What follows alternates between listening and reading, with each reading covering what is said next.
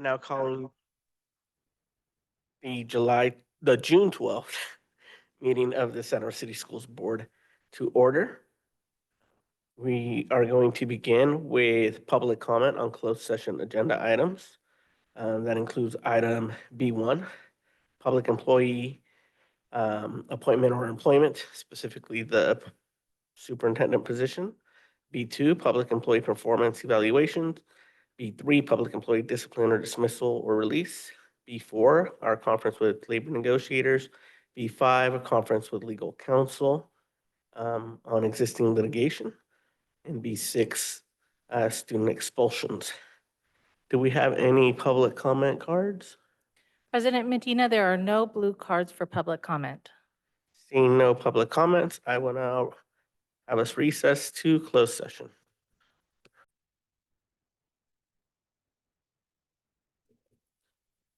I'm now reconvening the June 12th, 2024 meeting of Santa Rosa City Schools Board of Education. If you would all please rise for the Pledge of Allegiance and then remain standing for our territorial land acknowledgement. Pledge allegiance to the flag of the United States of America and to the republic for which it stands, one nation, under God, indivisible, liberty and justice. Now, please remain standing for Quinn Sheffield, who will be doing our territorial land acknowledgement.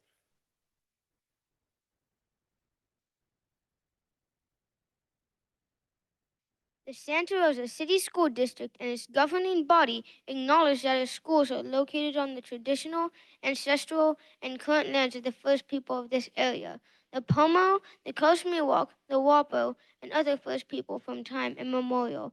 We live, work, and go to school on lands that have spiritual and personal significance for its original stewards. Through this land acknowledgement, we affirm our commitment to recouple the lost, the stolen, and the suppressed histories that must not be forgotten. For the past and the present, for the future of our community, with honor and with gratitude, we give respect for the land and the first people who it belongs to. Thank you. Thank you, Quinn. Great job.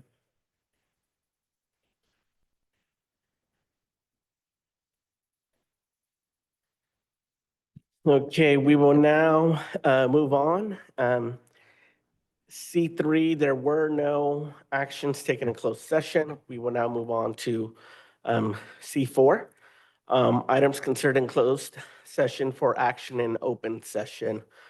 We will begin with items from B5. We have, can I entertain a motion to approve the recommendations on case OAH 202-405-0644? Move to approve. Second. Moved and seconded. Can we go to the vote, please? Trustee De La Cruz. Aye. Trustee Sheffield. Aye. Trustee McNally. Aye. Trustee De La Torre. Aye. Trustee Manieri. Aye. President Medina. Aye. We will now move on to B6 items. I'd like to first entertain a motion on, this is student expulsions, so entertain a motion to approve the recommendation for case 2023/24-24. I recommend approval of the stipulated expulsion. Motion. Moved and seconded. Let's go to the vote. Trustee Sheffield. Aye. Trustee Manieri. Aye. Trustee De La Cruz. Aye. Trustee McNally. Aye. Trustee De La Torre. Aye. President Medina. Aye. Moving on to case 2023/24-25. Move recommendation for the stipulated expulsion. Second. Moved by Trustee Sheffield, seconded by Trustee Manieri. Let's go to the vote. Trustee Sheffield. Aye. Trustee Manieri. Aye. Trustee De La Cruz. Aye. Trustee McNally. Aye. Trustee De La Torre. Aye. President Medina. Aye. Now moving on to case 2023/24-29. Oh, wait, 26, I'm sorry. I move recommendation for the stipulated suspended expulsion. Second. Moved by Trustee Sheffield, seconded by Trustee De La Cruz. Trustee Sheffield, Aye. Trustee De La Cruz, Aye. Trustee McNally, Aye. Trustee De La Torre, Aye. Trustee Manieri, Aye. President Medina. Aye. And now moving on to case 2023/24-29. Move recommendation for the stipulated suspended expulsion. Second. Moved by trustee Sheffield, seconded by trustee De La Cruz. To the vote. Trustee Sheffield, Aye. Trustee De La Cruz, Aye. Trustee McNally, Aye. Trustee De La Torre, Aye. Trustee Manieri, Aye. President Medina. Aye. Now moving on to item C5, statement of abstention. Board, is there any statements of abstention? Okay. Moving on to item C6, are there any adjustments to the agenda? Seeing none, we'll move on. Item C7, special presentations for 2023-24 Santa Rosa City Schools retirees. Dr. Vicky Sands.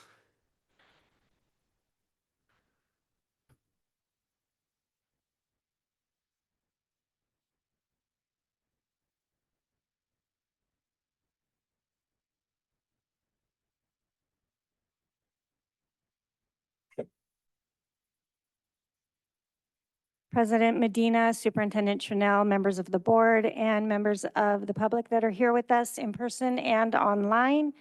Thank you very much. I'm going to go ahead and hand it over to Director Sydney Smith, who will be presenting special recognition for the retirees for the 2023-2024 school year.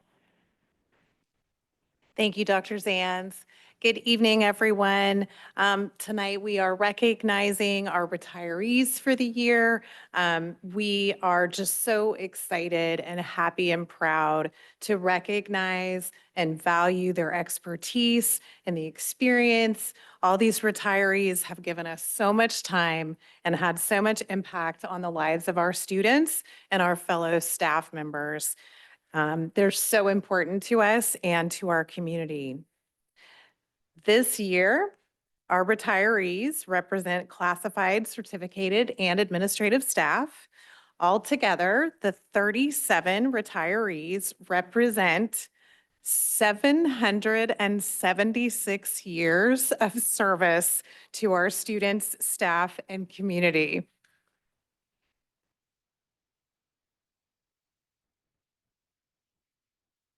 We know that not everyone could be here tonight, of course, but we do know that there are two people in the room who I'm going to ask to come on down and join us. We're going to give them their certificates, and that is Diane Radalia and Steve Mazzara.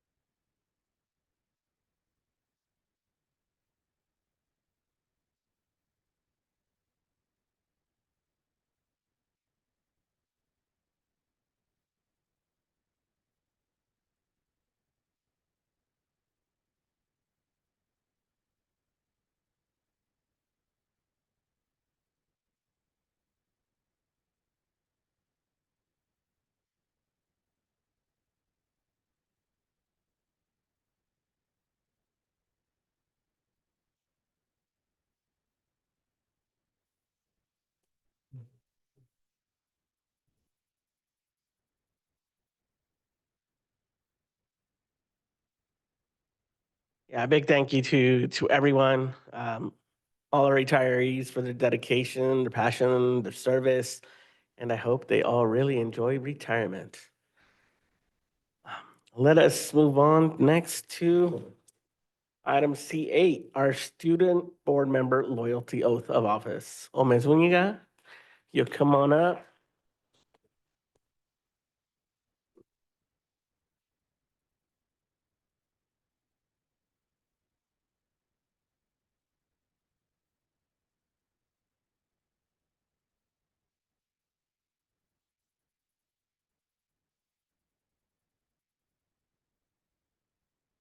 Oh my God, sorry. Casey, try. All right, so raise your right hand and repeat after me. I state your name. Do solemnly swear Do solemnly swear that I will support and defend the Constitution of the United States and the Constitution of the State of California do solemn that I will support the Constitution of the United States and the Constitution of the State of California against all enemies, against all enemies, foreign and domestic, foreign and domestic. that I will bear true faith and allegiance I will bear true faith and allegiance to the Constitution of the United States and the Constitution of the State of California, to the Constitution of the United States and to the Constitution of of California. that I take this obligation freely That I take this obligation freely without any mental reservation or purpose of evasion, without any mental reservation or purpose of evasion, and that I will well and faithfully discharge and that I will well and faithfully discharge the duties upon which I am about to enter. the duties upon which I am about to enter. Congratulations. Thank you so much.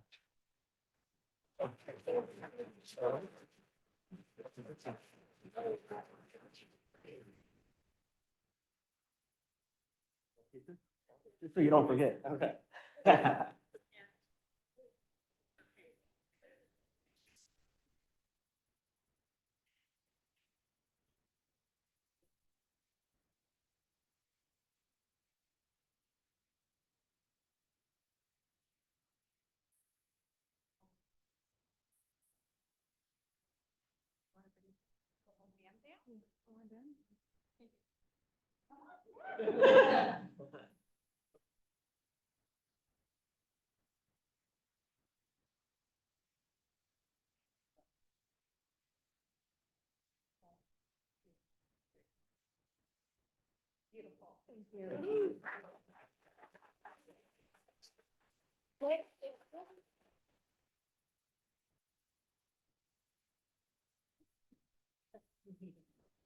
Need my microphone.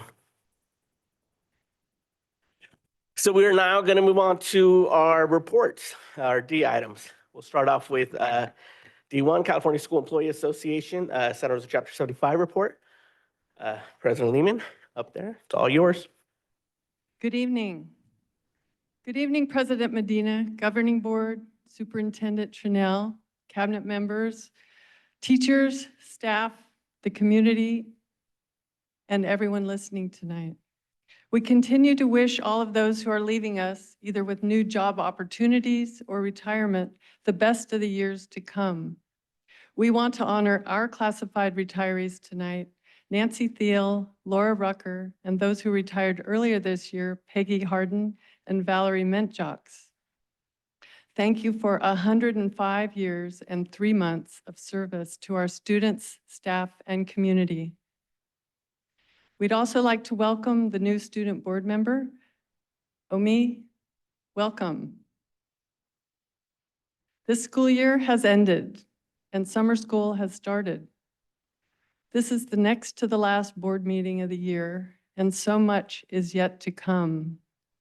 We are preparing for our superintendent's departure, winding down the end of the fiscal year, and in the process of hiring the next superintendent to lead us forward. We are pleased that the Student Safety Advisor job description has been adopted and will be implemented this coming school year. We encourage the board to approve the MOU number 8 regarding the revisions of job descriptions. We are happy that SRTA members have ratified their tentative agreement with the district. We are looking forward to our successor contract negotiations with the district next Tuesday. for our next 3-year contract. It is vitally important that we continue to be equal partners at the discussion table. We keep the schools running, including summer school, so that teachers can teach. We will continue our goal to improve communication and trust to ensure a positive learning environment for our students with courage and compassion. Thank you. Thank you, President Lehman. We will now move on to item D2, our Santa Rosa Teachers Association report. President Catherine Howe, floor is yours. You. Good evening, President Medina, Superintendent Trinnell, members of the board, members of the community. I'm Catherine Howell, President of Santa Rosa Teachers Association. I represent about 900 teachers in the city of Santa Rosa. I want to start by saying congratulations to all of our retirees. I think that takes my 900 down to about 850. A lot of retirees this year, and we wish them all the best in what's next. Tonight's focus is greatly on LCAPs. We have many. I know that the LCAP for the the general LCAP for a high school district and the elementary districts shows a lot of reductions and a lot of eliminated programs and supports. So we understand the need for these budget cuts. We're still SRTA is still a little concerned about what that's going to look like in the future. How are these cuts going to impact our students? And how much of the work that is currently being done by so many people in these eliminated positions is going to be shifted on to classroom teachers. Our plates are full. We work very hard for our students, but the anticipation of more being placed onto our plates is definitely putting some teachers into a little bit of an anxiety whirlwind. So everyone needs to realize now that we need to set priorities on what really is going to happen in our classrooms and with our students, and be realistic that some things simply won't be able to happen anymore. SRTA is also concerned that some of the work that's currently done by certificated staff might actually be shifted onto our classified staff. It's a big concern because our classified staff already work hard enough to keep our schools running. And it's something that both unions are very aware of, and we need to make sure that we're prepared to push back on that kind of movement of job shifting to classified. I do want to say thank you tonight in advance for approving our 2 MOUs that we have in front of the board tonight. One of them honors our counselors and the work that they constantly do to make sure that our students are on track to graduate, and acknowledges also the other one, all of the work done by our school psychologists as their workloads grow and they're anticipating to do work above and beyond their assigned workload, that they'll be paid fairly for that. Things definitely slow down in the summer, but I just want to end by making sure that everyone's thinking about summer school programs. We've got a lot of teachers still working, and we have a lot of students still learning this summer in lots of different programs. And so we wish those teachers absolutely the best in creating the best learning spaces that our kids could possibly hope for. And we wish the best to all of those students who are trying to finish up graduation or trying to make sure that they're on track for their junior year or their senior year. So that's my report. Thank you. Thank you, President Howe. When I move on to item C3, Superintendent Report. Thank you, Board President Medina, members of the board, those who are, excuse me, with us in person and online. I will save a more lengthier report for our next meeting, which will be my last meeting. Tonight, I just have one item to share. In compliance with the petition and recognition process overseen by PERB, which is the state's labor board, the district has recognized Teamsters Local 665 as the exclusive representative of a head custodian bargaining unit. We look forward to a productive relationship. Thank you. Thank you, Superintendent Trinnell. We'll now move on to item C4, Board President Report. As far as me, I don't have too much to report. Unfortunately, I wasn't here at the meeting on May 22nd. Part of work required me to be at LC Allen. I was fortunate to be part of the LC Allen Foundation awarding a little over $140,000 in scholarships to seniors at LC Allen, which felt amazing. But also distributing a little over $30,000 to LC Allen alumni as well. In terms of the collaborative meeting with the city on the SRO program, we did meet on June 3rd to review the MOU that the working group has put together. We're working on edits. We're meeting again this coming week on June 17th to follow up on that work. And there will be more to come as that work continues to develop. Outside of that, I think I just want to follow up on some things that President Howell shared. I think I agree and I'm worried that we have a lot of work to do. We have to do with less, and I think that's a concern of mine, and I imagine all of us. How do we maintain the level of service that we have been providing with less resources when simultaneously we even need to be doing more? So I think those are concerns that we'll have to find a way to navigate through. And we have to work together to try to get these things taken care of. With that said, I'll open it up to item D5, board member reports. Anybody have anything to report? Trustee La Torre? Thank you, President Medina.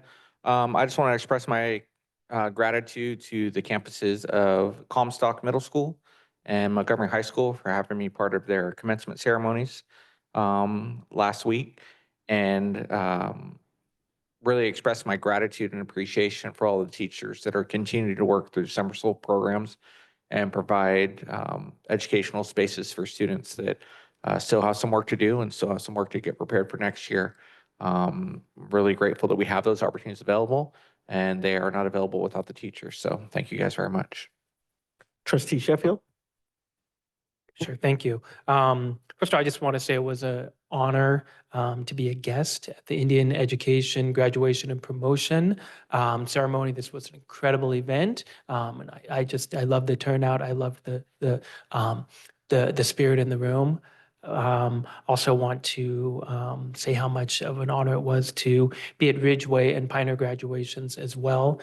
This is the part of our job that it feels the best. The end of the year when we get to shake hands and see the smiling faces of the kids and know that they worked so hard and their families there to support them. It was just last Friday was just a great day for the community. So and congratulations to all of those seniors.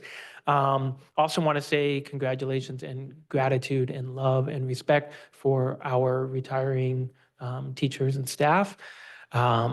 We owe the world to you. And then lastly, just want to encourage all folks, all families to take advantage of all the education opportunities out there this summer. Read with the little ones. The Sonoma County Library has a great reading program throughout the summer, free to participate. Everybody should look into that. I will stop there. Thank you. Trustee La Cruz? Thank you, President Medina. So I got to hang out a lot with Ed over the last couple of weeks, and also just sat with a lot of joy and gratitude at our Indian Ed graduation and promotion ceremony for the 8th graders. Big thanks to the staff for Donna Fernandez and Liz Billy and Delmar Billy and all of the incredible folks in our systems who really help kids feel seen in the special way that you can feel seen by your own folks.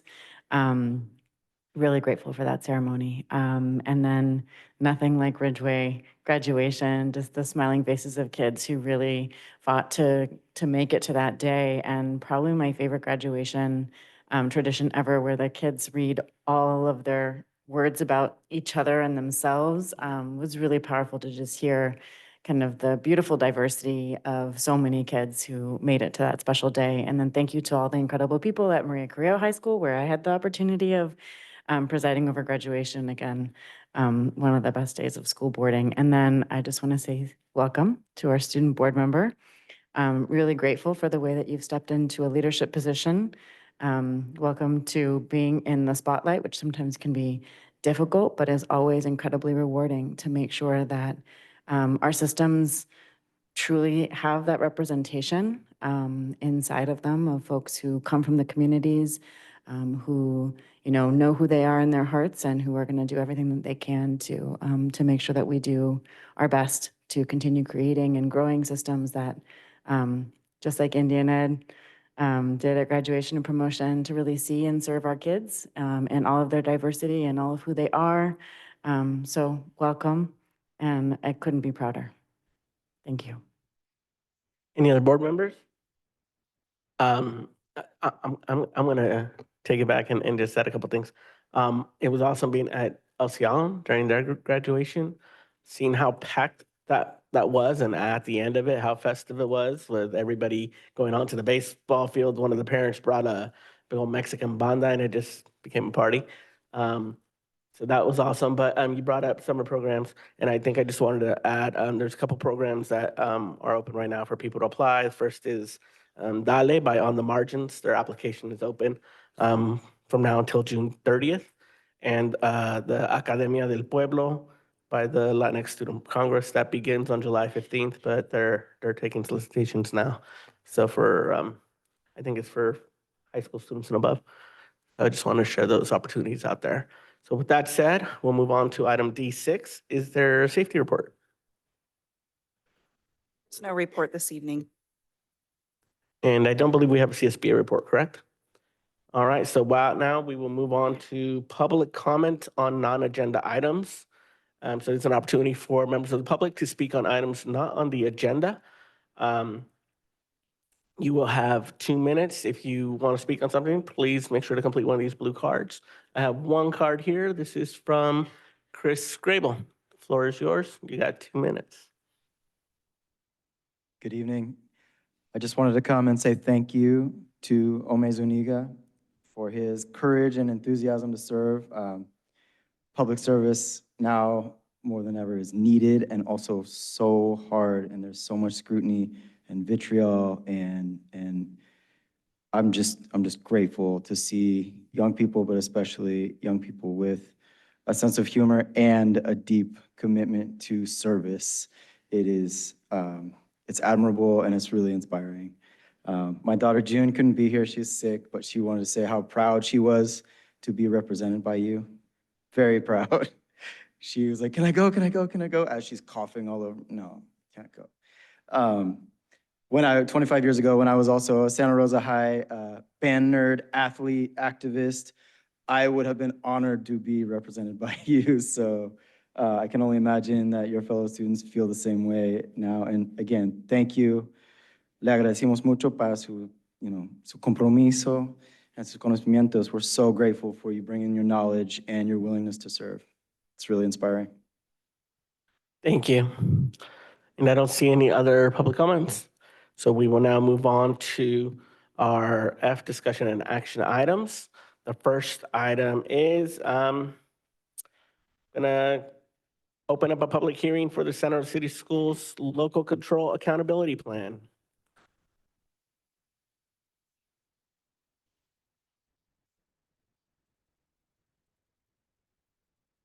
Also known as the LCAP.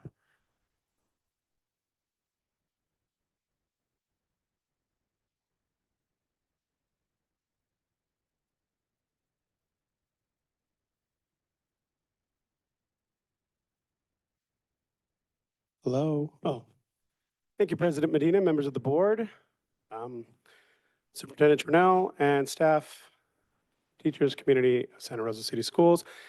I have here the team executive directors, Tim Zalinardo, Elisa Haley, and state and federal programs coordinator, Dr. Patricia Law. And we're going to present to you our brand new 3-year LCAP 24-27. We're very proud of the work that's been done in conjunction with the community this year. We actually added a whole series of meetings. We started in early fall with something called our budget roadshows to hopefully, with the community, set a tone that we wanted the community to understand coming into a year where we're going to have to do some budget cuts, better understanding, a foundational understanding of some terms that we were going to be dealing with so that they'd have a better understanding moving forward of the moves that we were going to be, the language, the terms and whatnot.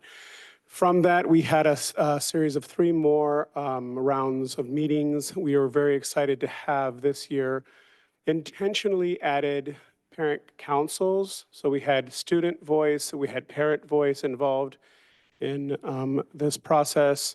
We were able to actually do a better job of getting our bargaining partners involved. One of the complicating factors this year that made the process actually go longer than what had been in previous years is that we were writing the plan completely from scratch. In the previous 2 years, we were updating the document. This year, actually, we wrote it completely from scratch. From here, I'll go ahead and turn it over to Executive Director Tim Zalinardo to get into some of the highlights. You've had time to look over the document, and I'll let it take them from here. You have today's public hearing, and you have the 26th to actually approve it. We look forward to any questions you may have. Thank you. Good evening, Superintendent Trunell, President Medina, members of the board, and our Santa Rosa City Schools community. Thank you for having us here this evening. And we'll go over some of the internal pieces around LCAP process and some highlights. If I can get this to move along. So the LCAP this one is a local control accountability plan. And it is for the 2024-2027 school year. So it's a 3-year plan. So the state of California, the Department of Education states the LCAP, or the Local Control Accountability Plan, is a 3-year plan that describes the goals, the actions, the services, and the expenditures to support positive student outcomes that address state and local priorities. The LCAP provides an opportunity for local educational agencies, such as Santa Rosa City Schools, to share their stories of how, what, and why programs and services are selected to meet their local needs. So basically, to boil it down, the LCAP is a document that tries to capture a process of decision-making about how services are delivered to improve student outcomes and academic performance. One part of the process for devising an LCAP, which has many parts over multiple months. One part is bringing together multiple divisions within Santa Rosa City Schools itself.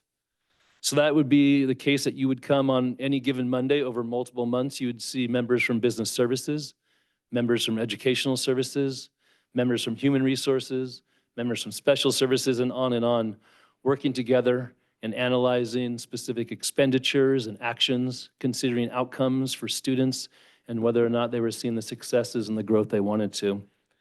But another key part of that process for decision-making about how to shape the LCAP for the next 3 years and to serve our community and our students is one that includes many partners. If we just kept it to that room alone of internal Santa Rosa employees, it wouldn't have the richness of feedback and input it needs. And so it also includes families, students, community, and educational experts in the classroom and beyond. And those meetings, we do surveys, we have feedback forums and opportunities. All of those make up a varied and broad approach on getting feedback and input. And one example this year is that educational services partner with all of our school sites. And we asked them to make sure that they talk to their school site councils, which are their governing bodies, and that we had them with feeder patterns meet over a series of multiple months, where we ensured that the leadership at the school site as a governing body was included explicitly in the construction and feedback process for the LCAP. Knowing that those two things, a school site's plan to improve services for students, is inextricably linked with the large and long-term planning in an LCAP by a district office. The information on this slide speaks to some of those key themes.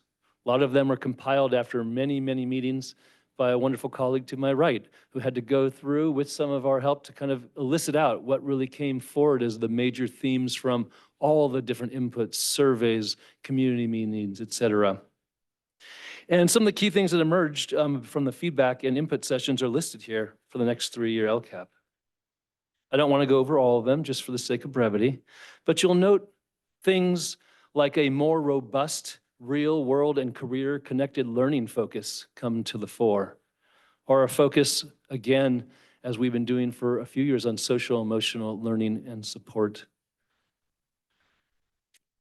This is kind of the information that comes forward, and it's all feedback that helps play a huge role in the creation of the new LCAP, which then once again aligns with actions and expenditures. Furthermore, the LCAP is organized through a template by the state of California. Tries to guide you in prudent and thoughtful decision-making and construction of the document. It requires that you orient things around goals, so that you have long-term, large, broad pictures that you're trying to achieve or objectives that you want to ensure you reach. And then from there, you organize everything around them. These speak to our 3 goals, and the qualifiers give more meaning, nuance, and texture to what each of those articulates. The next 3 slides, this is only one of them, of course, summarizes some removals from the previous 3-year LCAP going forward, some major reductions in funds and actions in the LCAP, and maybe some new, and some new additions. Each of these slides I'm going to go over kind of connects how these things emerge from the process described so far, which is just skimming the surface of multiple months of work. And with analysis and dialogue and thoughtful consideration, you come to conclusions of what must happen. And I'll speak to an example for each of these slides, and I'll only do one. So an example of a removal for the 2024-2027 LCAP is that alternative education leadership will no longer be in there and emphasized. Yet, I want to make sure, and I chose this one specifically, I want to make sure that we're clear that alternative education coordinator position exists in Santa Rosa City Schools, and it will next year. So that the support actually is in our system. But sometimes different funding sources cause us to remove things or support positions from the LCAP. It could also be the case that you evaluate actions and you don't find them very effective for the outcomes you want. That could cause a removal. So it could be funding delegation, like in the example for alternative education leadership, or other reasons.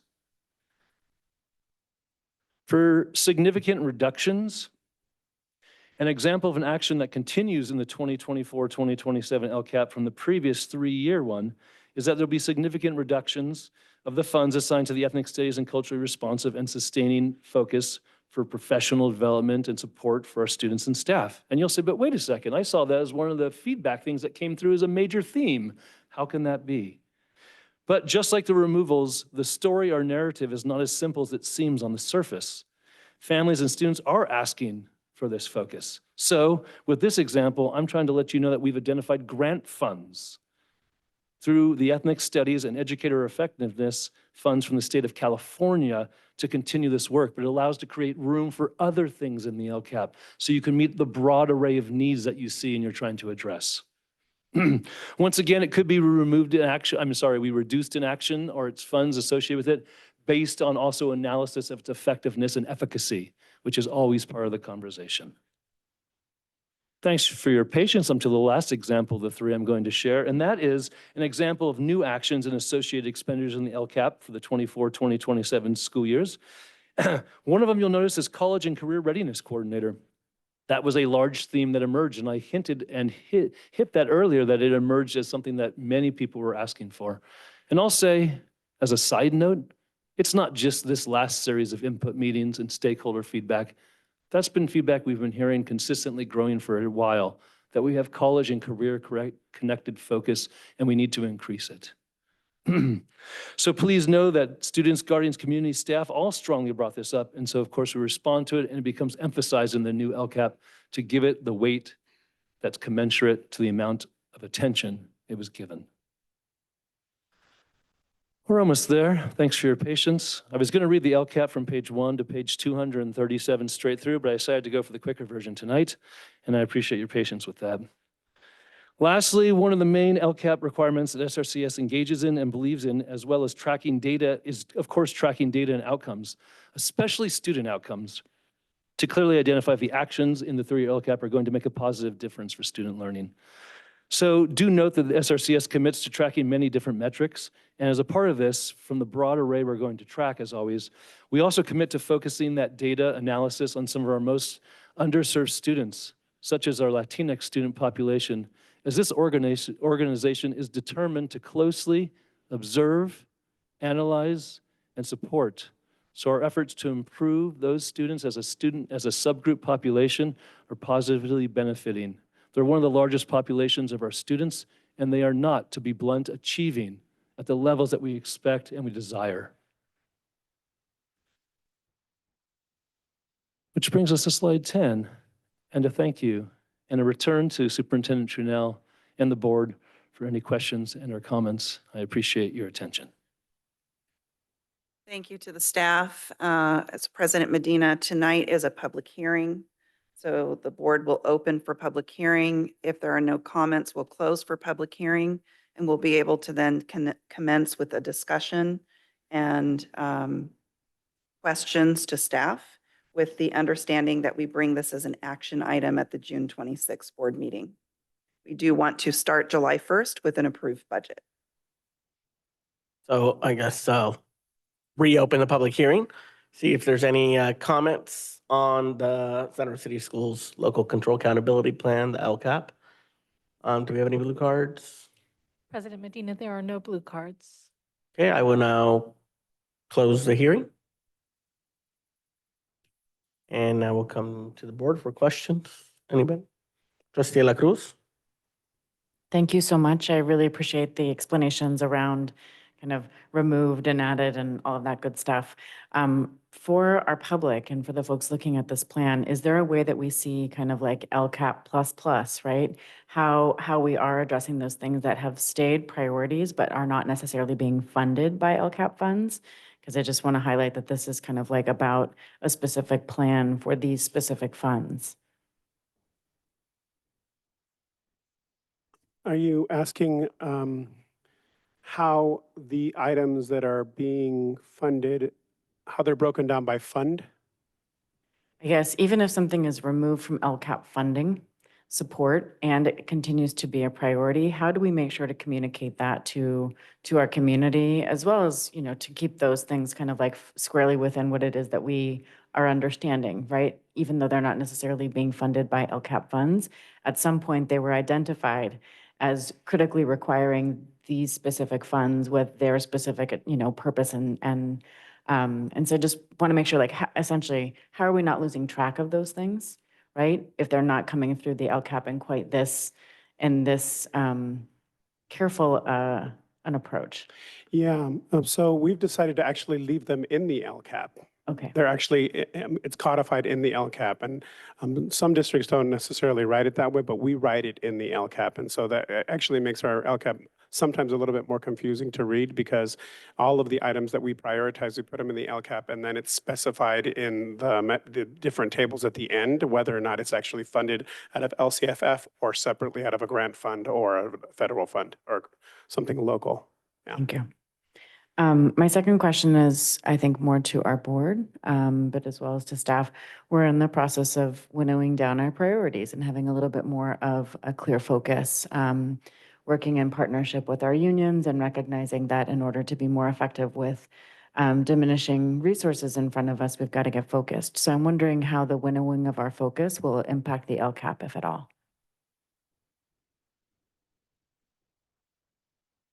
I'm sorry, were you asking the board then?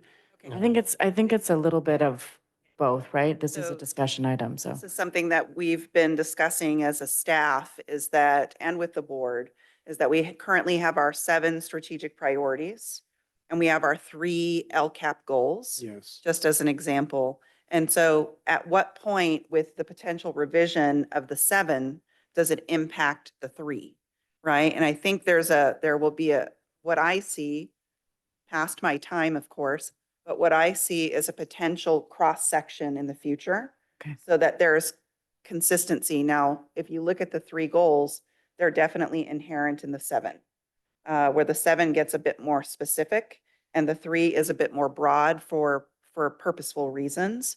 So I think that would be something that the board and the staff would want to look at together going forward as revisions are made, as long as there aren't contradictions to the language of the goals.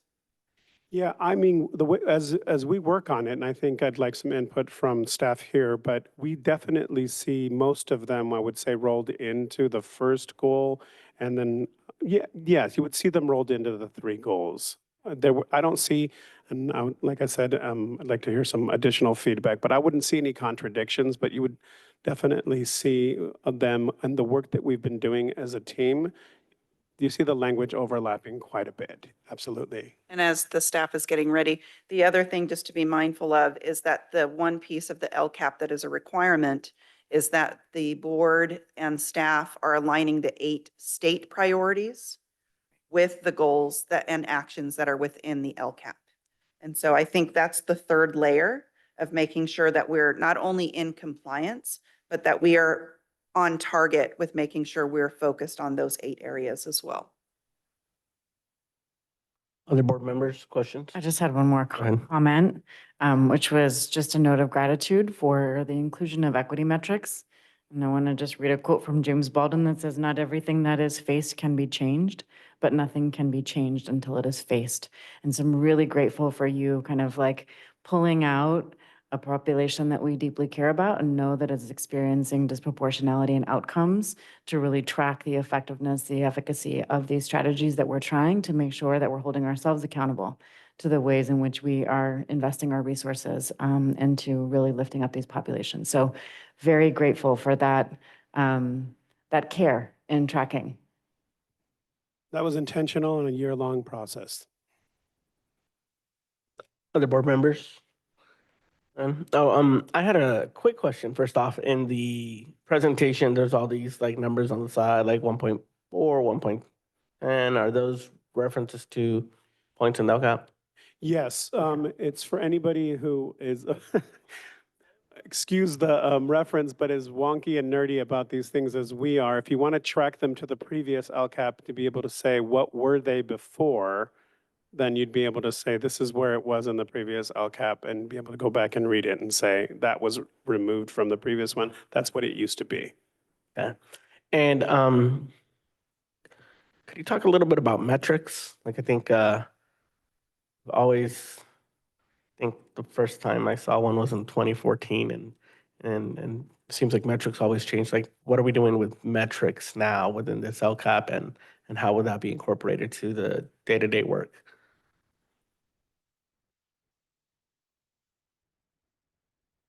Well, it's part of, I would say, for our Ed Services lead team, it's become a part of our regular conversation. So for the last few months, we've been breaking it down so that we've been analyzing each one of our departments, how we establish backwards from the 3-year goal. We break down how we would establish a 3-year goal, a 2-year goal, and a next year goal.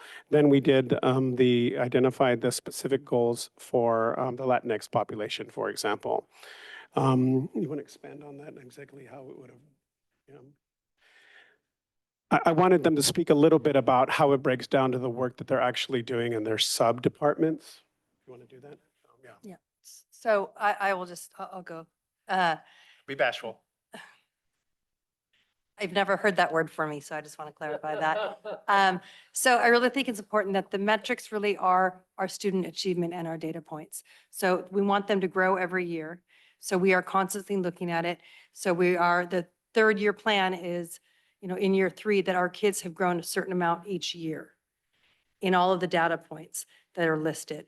And so depending on the goal is really what we're looking at. So for example, if we're going to be looking at systems of data systems, so if a student is taking, a test to see where they are in literacy, then we're really going to look at those goals, and those goals are going to be reflective in either our DIBELS scores that we give at our sites, or it's going to be state benchmarks. So we really want to make sure that in all of the areas, we're growing and exceeding, hopefully exceeding what our expectations are. Just to remind you, so you have something to anchor on. I know probably a little on the spot here, but if you remember, you had the 3rd grade, 6th grade. Yes. We did choose specific grade levels of achievement as well, and that really was aligned also because of our SBAC and CAS scores, because of when students take the test and where we can really see those measurable growths. I'll add 3 things in response to your question. The first is the LCAP itself as a process requires a certain host of specific metrics that have to be included. So CAPS on your CAST, your science test, math, English. There's certain things that have to be included in there. But you'll also notice in there that we have kind of a mixture of things that try to get qualitative data as well. So those could be often connected to, let's say, our panorama surveys, but they could also be programmatically embedded. So for example, you'll be looking at like the 4 core historically racialized groups for ethnic studies outcomes. You'll be looking at those groups and their outcomes over the next few years, but you'll also continue what we've been doing over the last few years since we started our first course ever, which is our job is to hold focus groups and individual interviews and classroom discussions where we get the grace of the teacher to move aside and let us check in with the students. And we get that qualitative direct feedback. So there's a host there of different ways in which the metrics and collecting data get kind of intertwined to get a clear picture of what's occurring for performance. And we did the same thing for ELA scores, for math scores, suspension rates, chronic absenteeism. And we put in baseline data for each group and then had to identify it as well because we've been identified for differentiated assistance for 6 different subgroups as well. So. Just want to give credit to the group. I know Ed Services holds this work, and this has been a very collaborative process across departments, which is how it should be, in addition to the various ways that we've engaged with stakeholders across the year. I think we're growing the ways that we're collaborating with our labor groups as well, and we'll continue to do that work. It's really important to us that the metrics that we have in place here are realistic metrics. And so the team did look at past growth and sort of a trend so that we're setting ourselves up for success with a goal, making sure that we can achieve that goal. So I just want to recognize the work that the group has done, and thank you to the leadership of our team. I think the only thing that I'd like to add is that I think I've seen like these very long documents like improve over time. And so I think I can tell that there's a lot of work that's gone into it. So I appreciate that. However, it's definitely very wonky. And I think when I think of what I would like for us to have for the community, part of it is transparency, a simple way for the community to see our effectiveness. Are we doing well? Are we not doing well? Whether it be suspensions, academics, expulsions, whatever it is. So I don't know if at some point we'll be looking to some sort of dashboard or something that's simple for the community to just take a look at and say Santa Rosa City Schools is doing this or doing that, good or bad or whatever. I don't know if that's work to come, if that's in process, and maybe frequency of it. I think that'd be nice to see, particularly for our community, because I think as a board, I think we want to be transparent, and I think the community deserves that. One thing I want to add is that in my role as coordinator of state and federal, one of the things that I do is work with all of our sites on their site plans. So either their SIPSA or their site LCAP, of which you're going to hear more tonight. And you'll see alignment not only in content, but also in format. So in working with our site principals, you have broad goals. And then you have activities or strategies, things that you do to achieve those goals. Lastly, you have those metrics. The metrics are important because they let you know how successful you've been in achieving those goals and those strategies. So in terms of the community, those plans are ones that go forward to school site councils or to plans that have representative students, parents, teachers, administrators. So that is one vehicle for measuring that progress on an annual basis, monthly, and especially mid-year and end of year. Director Medina, Dr. Congratulations.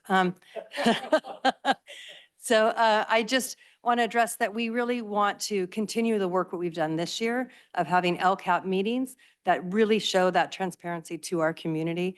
And we want to continue that. I would say we've doubled it from last year, and we'll see the growth of what we can do for next year.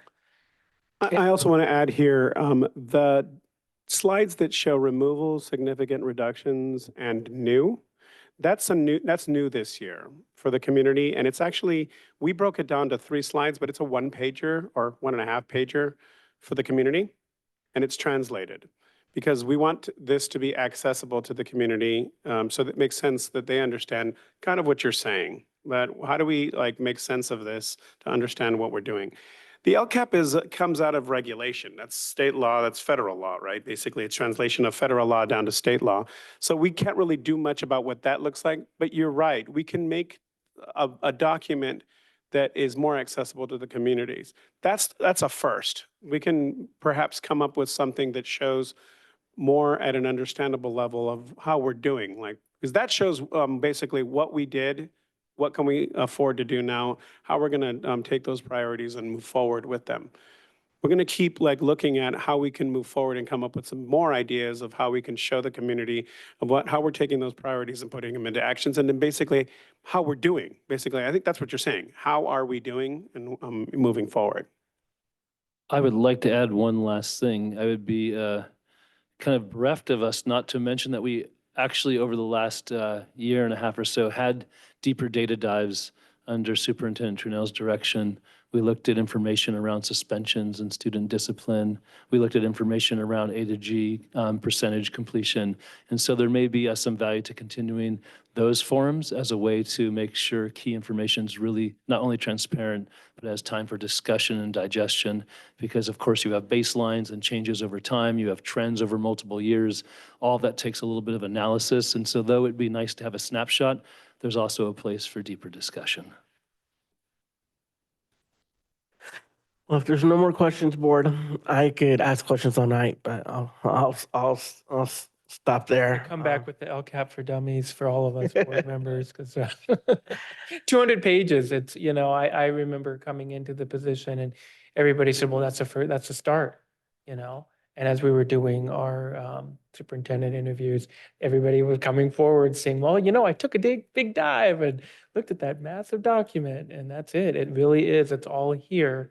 It's just synthesizing and finding out, where to look, and I guess the job for us is to do a better job explaining it to the community. I think it was a great start for inviting in the participation process, knowing that we doubled that and going into, future years, that's what the intention is. I think that's a huge initial step. I chuckle because we're looking forward to getting feedback from SCO where they're going to tell us to add some things. And I would just add on to that and let it be, but I think it would be a great idea that when different topics are addressed, to maybe consider how those are directly connected to the LCAP and call that out. You don't have to go into it and pull it out and digest it all, but you can just say, this is in relation to these actions. And so the community will know how those are directly correlated in a better sense on a regular basis. And transparency partly is also repetition and frequency. Well, thank you. We'll now move on to our next action item, the public hearing for the Cesar Chavez Language Academy for the LCAP. Great. Before we do that, can I just public make hearing. a quick statement here? I do want to thank this gentleman here because I believe this is his last presentation before the community of Santa Rosa City Schools for his leadership, commitment, and virtually, I think, unmatched institutional knowledge that he's committed to our institution for the last 24 years. Tim Zolinardo, thank you for everything you've done for Santa Rosa City Schools.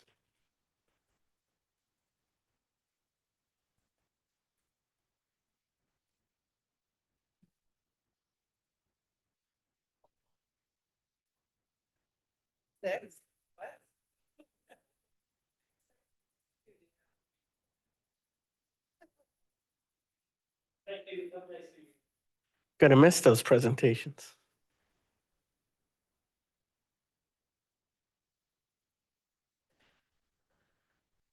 All right, so back to our public hearing on Cesar Chavez Language Academy Local Control Accountability Plan, LCAP. Yes, we do not have actually this to pull up because Principal Diaz has had, unfortunately, a little bit of an urgency with a family urgency. So I don't believe we actually have that to pull up or my computer.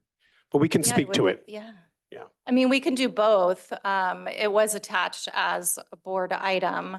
I can look on my phone, or maybe we could pull it up to Yeah, I can get my reference it. computer, but we just found this out. Sorry. Yeah, Can you? right.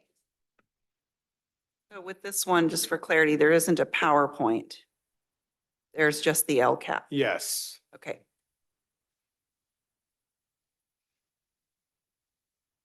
And is the corrected just changes from the non-corrected? Yeah, absolutely. we can, that's hypothetically, she can speak to it, yes. The corrected version, the principal just needed to do a few more narrative revisions, and those were made this morning. That's why it's corrected. They were minor. So, should I just go ahead and move on to the public hearing part Yes. of it? Okay.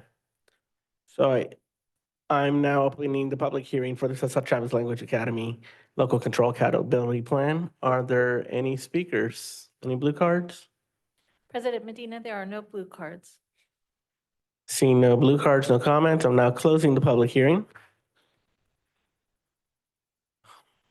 Board, any questions? We'll have another opportunity to go into this on the 26th. Assume Principal Diaz will maybe be available there if we have more questions, correct? She should be, yes. This is just something that was urgent as a family matter, yeah. Okay. Anything else on that? Any Did you want board comments, questions on this? I can speak. Dr. Luck can definitely speak to Yeah, I the just need a LCAP. That's not a problem, visual. I yeah. either need something on the screen, or I can use my phone to speak to the goals that are in CCLA if you would like that, but if you prefer, we can do it differently.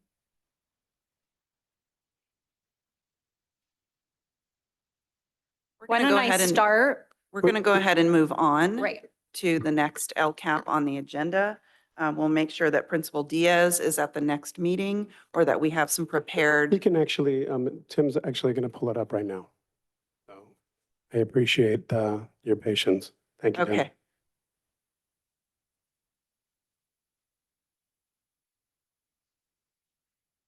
The floor is yours. So the site LCAPs are a plan similar to an LCAP that is used for the district that outlines a big picture vision that shares how educational partners were involved in developing that plan. Typically, there are broad goals and again, activities or strategies and metrics that accompany those. For CCLA, Cesar Chavez, there were 3 broad goals that they are focusing on this year. One of those goals, all right. He's opening it.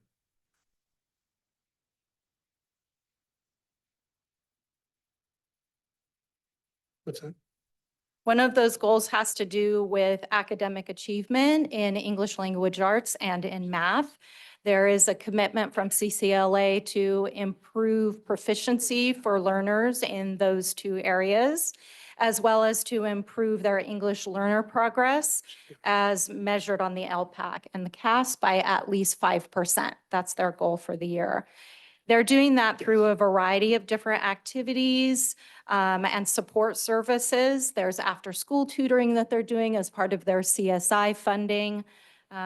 So for more information on the specifics, I'm open to questions, or those are shown in the LCAP plan itself. For goal 2, CCLA is focusing on decreasing suspension rates and chronic absenteeism rates at their school.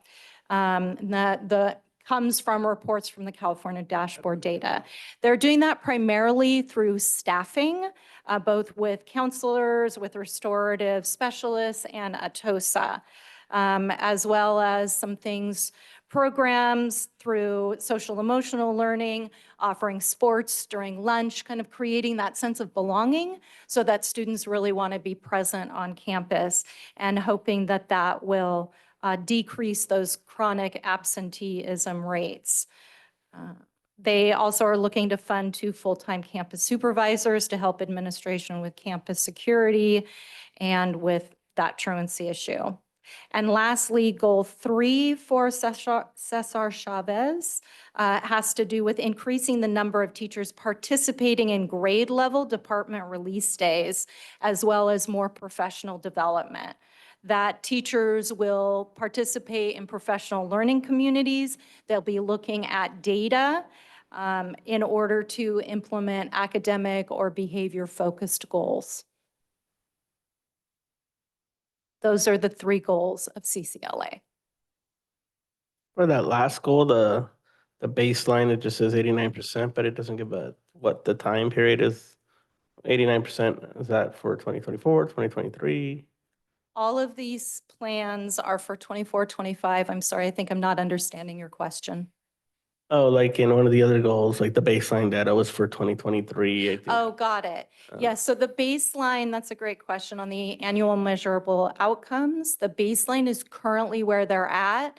It depends on what data they're pulling from in order to record that. If it's California dashboard data, yes, that is last year's data. If it's a site level or some other data, it may be present day. It may be as of June 2024.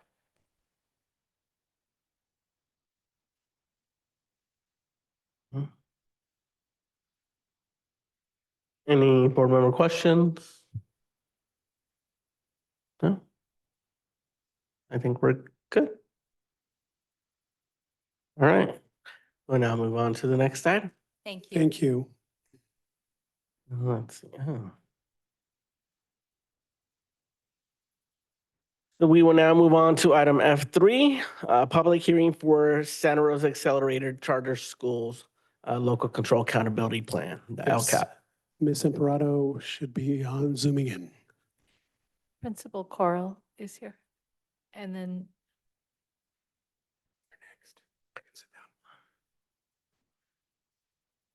Can we take off the? I think we're on accelerated sharing? charter, Oh, correct? Okay, yes, thank you.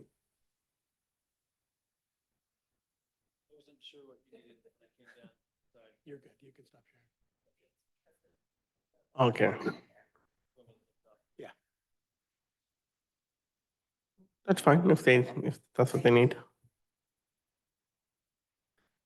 Presenting for the accelerated charter is Rincon Valley Middle School's new principal, Daryl Cariel.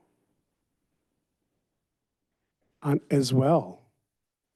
And Shrek's new. And Shrek's. Oh, I didn't see everybody else online. Thank you, everybody, for joining us online. Take it away. All right, so I'm gonna have to ask how to do my screen share because I have a slideshow that I wanted to share.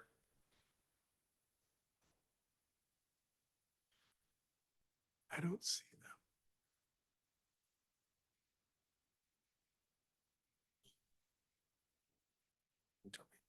Just for clarity, we're only discussing Shrek's.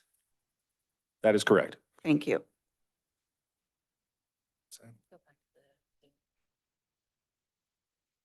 Bear with me here, guys. I'm new at this.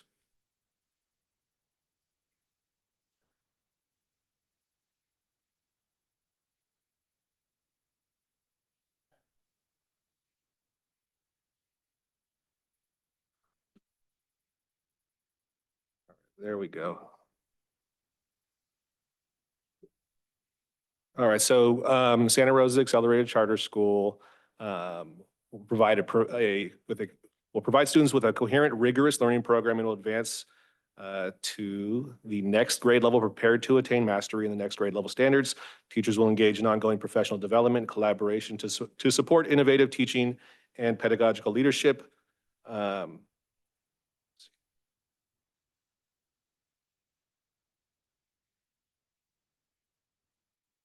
All right, so you can see our ELA scores and our math scores from our CAS test in 22-23 are off the charts.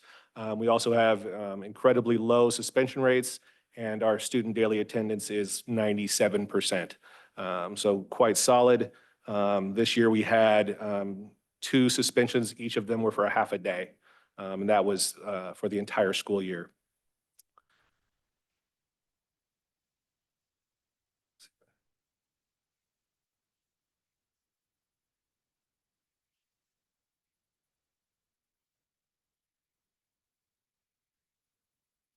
Slideshow here.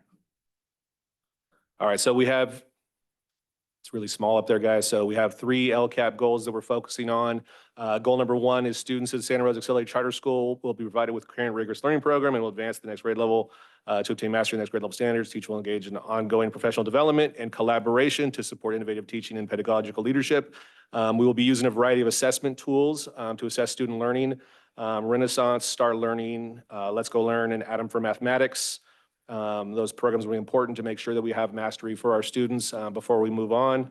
In the curriculum, we will be rigorously implementing the district-wide curriculum. And we will provide students with real-world experiences via field trips, community experiences, and science camp for 6th grade students.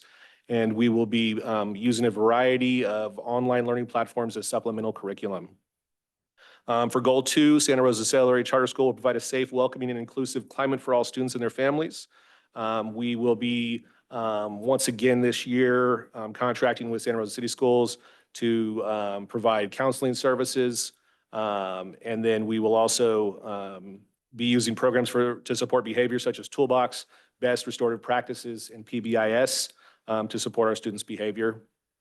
And then goal number 3 is the facilities of the Santa Rosa Accelerated Charter School campus will be supported by the hiring of highly qualified teachers and staff who have access to current tools and resources.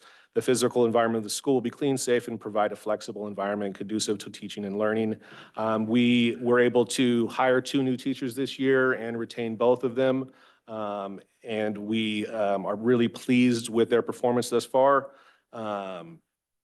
We plan to recruit and retain those teachers and an aide for the school to provide support in all of the classrooms.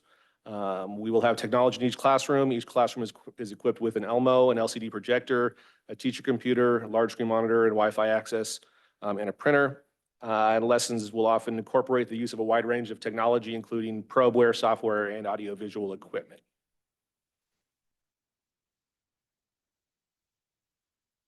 And that is it. So I'm going to try to stop sharing here, if I could figure that piece out. Okay. So I am now going to, did I do the public comment yet? No, right? Okay. I'm now going to open the public hearing for public comment for the Santa Rosa Accelerated Charter School Local Control Accountability Plan. Are there any blue cards, comments? President Medina, there are no blue cards. Seeing none, I will now close the public hearing and bring it back to the board for questions, comments. Anybody? I've got one. Yeah. So for example, goal 2, I don't know if like this is kind of like a required goal, but I don't know. I was just looking at like the data, the metrics. It all seems so easy. Like they're seems very close and easily to attain. That I'm like, well, why didn't we choose a more difficult goal? And for example, item 2.4, I didn't see really specific goals. It talks about just continue to improve youth truth survey scores, but like how specific? Maybe by how much or something like that. Just things that are coming up as I look at it. But yeah, overall goal 2, you're not that far off. So that's just my initial thoughts.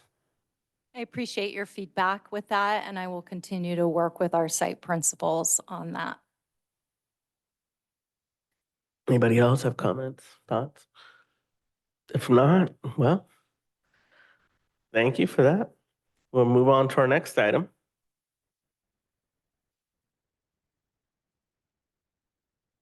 Thank you, Amy and Sarah. So we will now move on to the public hearing for Santa Rosa Charter School for the Arts. Is that what I said at the last one? Hello, good evening. Thank you.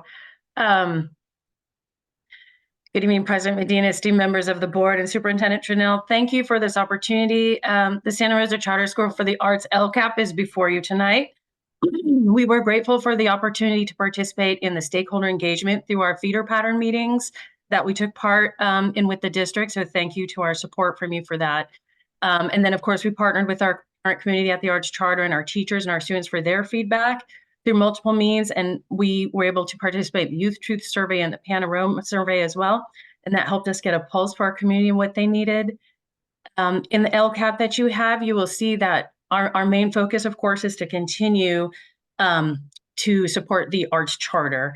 And what we have shown is that through these arts integration techniques and curriculum, that our students are able to increase their academic achievement levels on state and local and observational members. And just a few things that I wanted to point out that we are continuing to fund. One of the things, of course, is our music teacher. And we understand that, this facilitates that multisensory learning experience, and it fosters cross-curricular connections. It supports cognitive development, and it nurtures creativity and innovation. So, and that's that whole student, right, for the music teacher.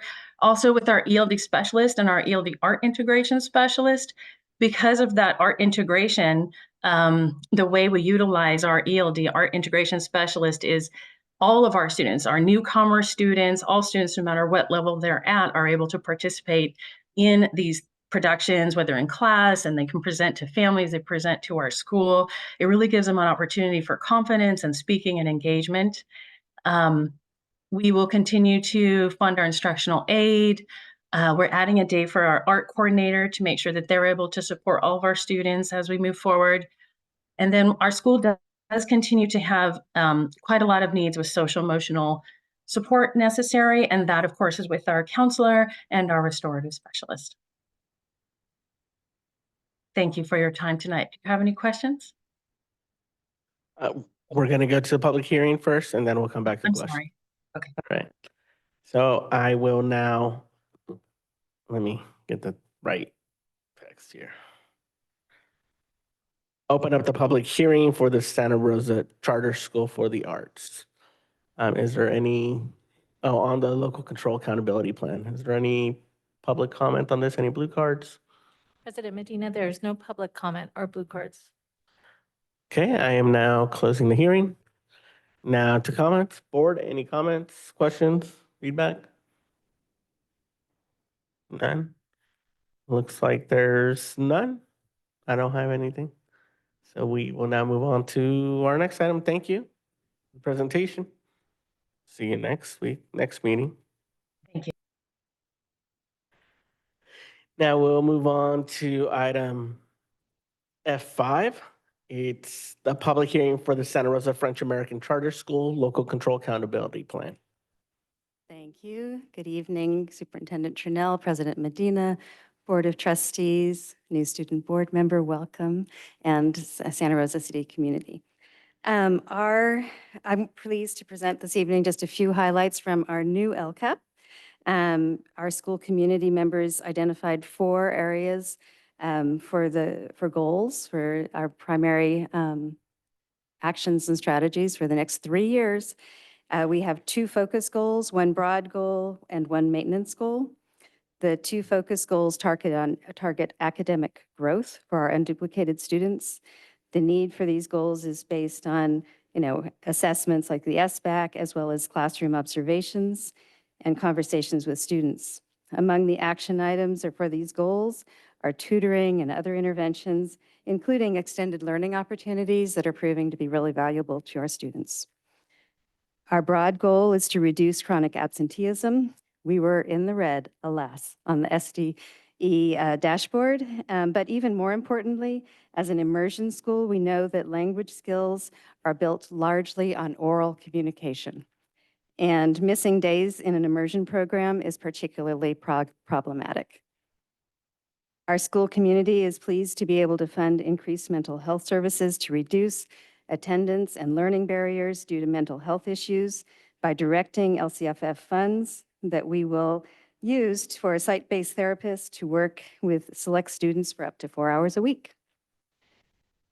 Finally, our maintenance goal is to continue the successful implementation of our program and our mission of educating students in French.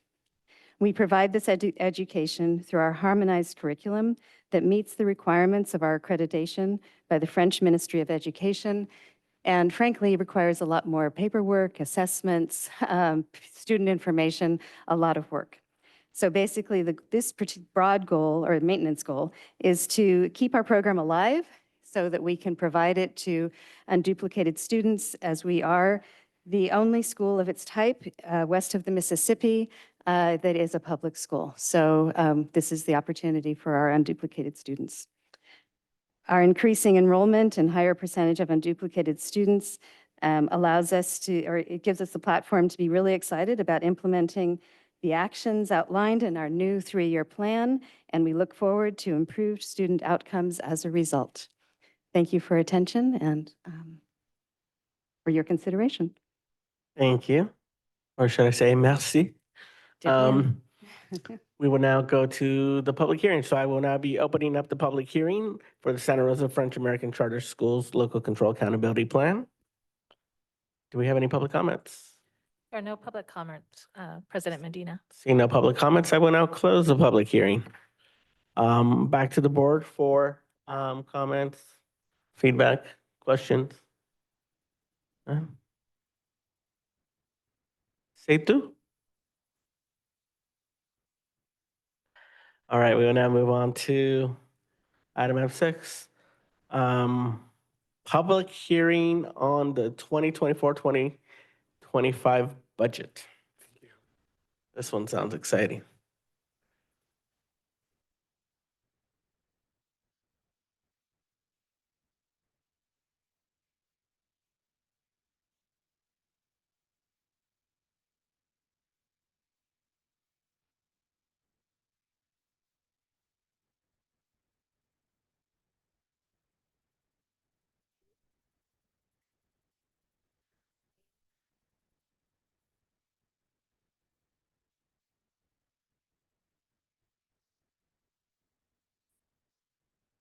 Good evening, Superintendent Chanel, President Medina, members of the board. Welcome, our new student board member. And well, thank you to members of our Santa Rosa City Schools community. Tonight, we will be sharing information on our 24-25 proposed budget. And just a reminder, there is a reason why this is in this place on the board agenda, and that is because our budget is driven by the LCAP.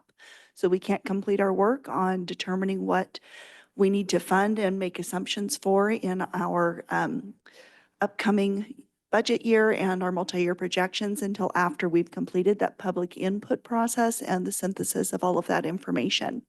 So as a reminder, we have this evening, when this information is presented to you for the public hearing and information.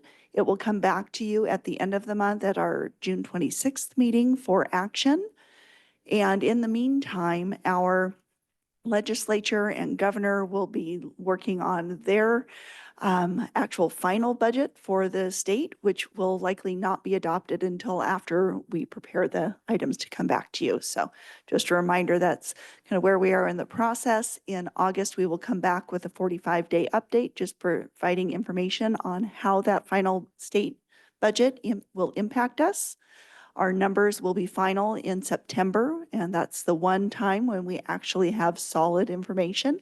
The rest of the time, it is really the best estimate based on the information that we have at the time.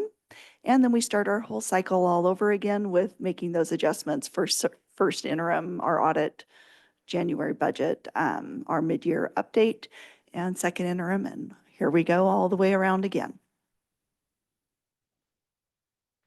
Again, our assumptions for the budget are based on the governor's May revise, which we presented on last month. And again, as I just spoke about, that cycle that happens. Our district enrollment, as you know, we are in a declining enrollment environment. One of the things that we have Included, though, in our assumption is that we are increasing our actual attendance rate. So the percentage of students coming to school each day, we have seen some progress there, which is great news. I know that we've had made some really great strides, specifically in chronic absenteeism. And so that's really to be credited to our sites and our wellness and engagement team and all the work that we've done through our partner departments and our community in helping to instill that sense of importance of coming to school. So our rates are assumed on a hold harmless grader of the current prior or 3-year average. So again, just as, those are some protections that are put into law for us and are assumed in our local control funding formula. Our statutory COLA is 1.07%. It does appear that that will be funded at this time. For 25-26 and 26-27, the COLA is better. Just a reminder that that cost of living adjustment for 24-25 at 1.07 is much less, so substantially less than what was originally planned for in our multi-year projections going into this year, which was at 3.94%. Our CalSTRS rate stays the same. That is set in statute and takes an act of the legislature to change. And CalPERS is reset every year by the CalPERS board, depending on what the actual investment returns and retirement payouts look like. So our budget advisory committee has been hard at work for a number of years, but this year we had some really deep conversations about what plans may look like. They came up with some great ideas, some of which we are able to include in our implementation, some of which we will be continuing to look at in the next few years. Our work will begin again in August with them. So some of these were already assumed in earlier iterations of the board. Of the presentations of the budget. So again, some one-time savings one-time revenues, as well as some ongoing. Some things to pay particular attention to are that we will need to be increasing we do assume the increase rates for our internally provided childcare program. So the rates that we would need to charge for private pay.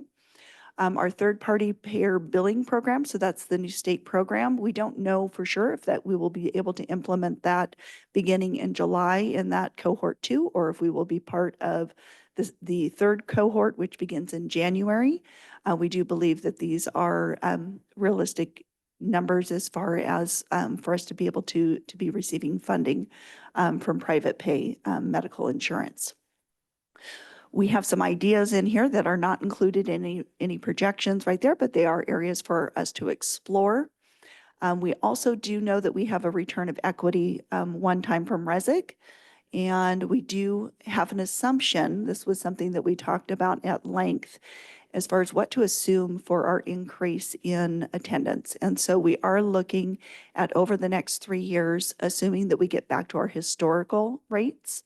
And if you look at A10, that is, we are looking to recapture some attendance through whether it's some after-school programs or Saturday school. That is something that will be coming in the future.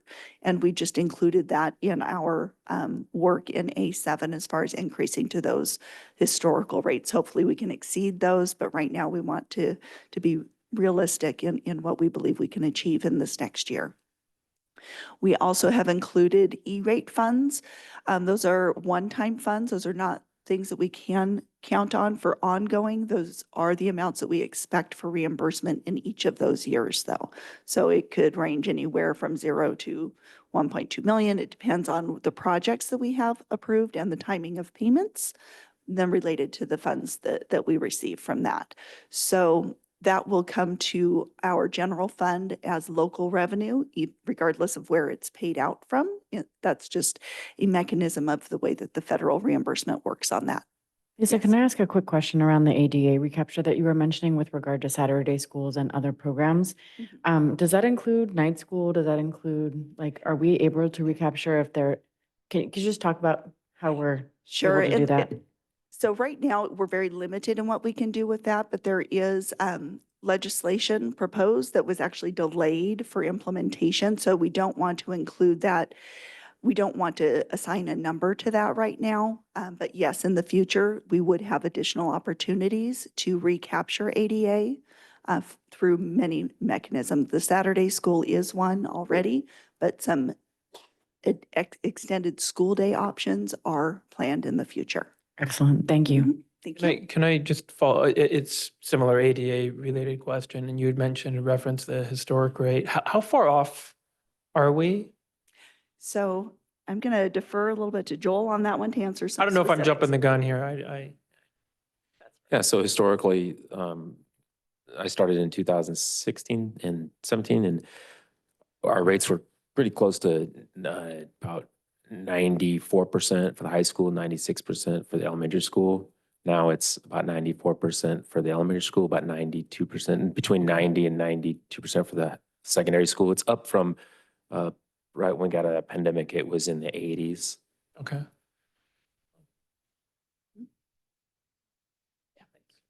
And just on A3, third-party payer billing program, is that like Medi-Cal rebilling and all that? So this is in addition to Medi-Cal. So we do already participate in Medi-Cal billing, but there's a new initiative through the state, and we already had a trial cohort that went through, and now it will be rolled out to all school districts at different points in 24, 25, which it will provide us with the opportunity to bill to bill private insurance.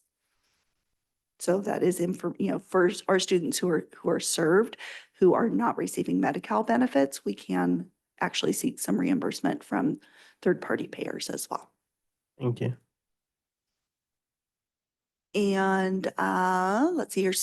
So we do also have, we are taking a look at the costs that we charge to neighboring districts as we receive more of their students based on some changes in structure between SCO programs and our programs, and opening some seats that we hope to be able to provide at a cost savings to our neighboring districts with an increase in revenue to offset some of our costs. So as you can see, these are the revenue projections, increased revenues that have been included in our budget and multi-year projections. Our fiscal stabilization plan, so reductions, we did break out the amounts based on the actual reductions that were approved in March. And so even those positions that were vacant, those are included in here, in the dollar amounts just broken out between certificated administration, certificated staff, and classified staff. You'll see those just as dollar amounts on here. And those are the ongoing. This does not include what we know will be coming in the future, which are further reductions programmatically and staffing. We don't know what those look like yet. Those are discussions that need and decisions that need to be made over the next 2 years. So again, before March 15th each year, we will need to have those discussions about what right sizing our district looks like on several levels, not just staffing, but also with our school facilities and other programs. So we are looking to provide more automated, streamlined systems wherever possible.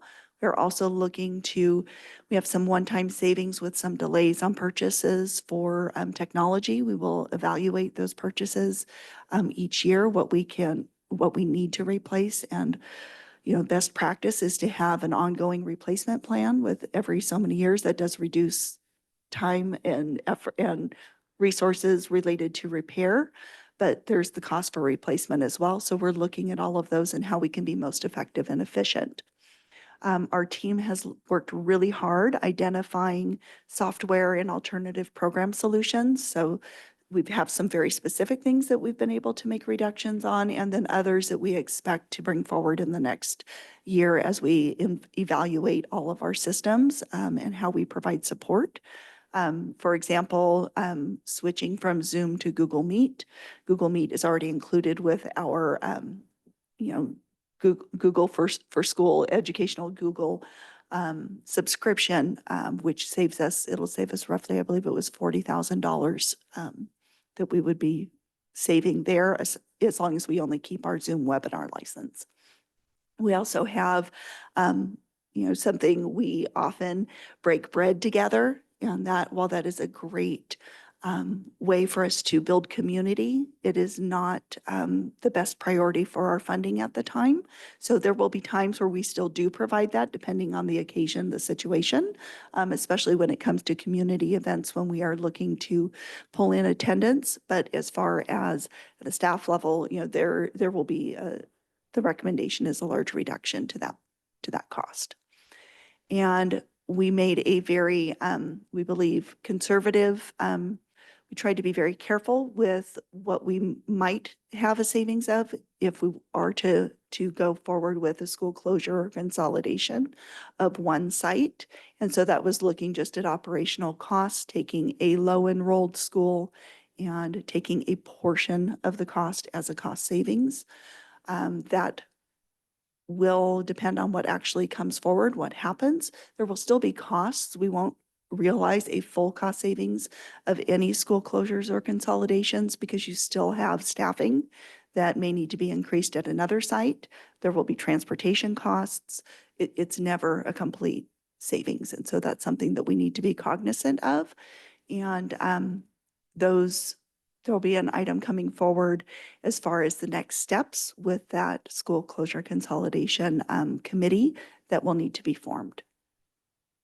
And then one thing that we have not done in the past is sought restitution for devices for loss or damage repair. And so that's something that we will be looking at how to implement in a way that is understanding of situations, but also making sure that we are encouraging people to take the best care of things. I know that there are times where accidents do happen versus times when there is deliberate destruction. And so some of that repair, our cost is probably about 3 times that each year in repair and replacement. And again, so what we are looking at is when you look at that total down there at the bottom, that's compounded. So year 24, 25 added with 25, 26 and 26, 27. So it looks like a very large dollar amount. It is, but we still do have, unfortunately, more reductions that will be needed. And I'll turn it over to Joel to speak more about some specifics. Thank you. President Medina, Superintendent Chanel, members of the board, thank you. So now we're going to take a look at the summary of the budget, the proposed budget for 2024-25. 2 things I want to just go over about the budget are it includes this current year estimated actuals. So we'll look at the estimated actuals and then we'll look at the proposed budget for next year. And it also includes the 3 columns here, categories, the unrestricted sources, restricted sources, and then the combined sources in the 3rd column. And unrestricted sources, they're about a little over 70% of our total revenues, and so our total budget, and they are pretty much mainly our state funding from the LCFF funding. That LCFF is the current funding model from the state of California. It includes, our base funding as well as the supplemental concentration grant funding that the LCAP that invests in the LCAP as well. And then the other components of the revenues. So now we'll take a look at the revenues, go over the expenditures and kind of the ending balance.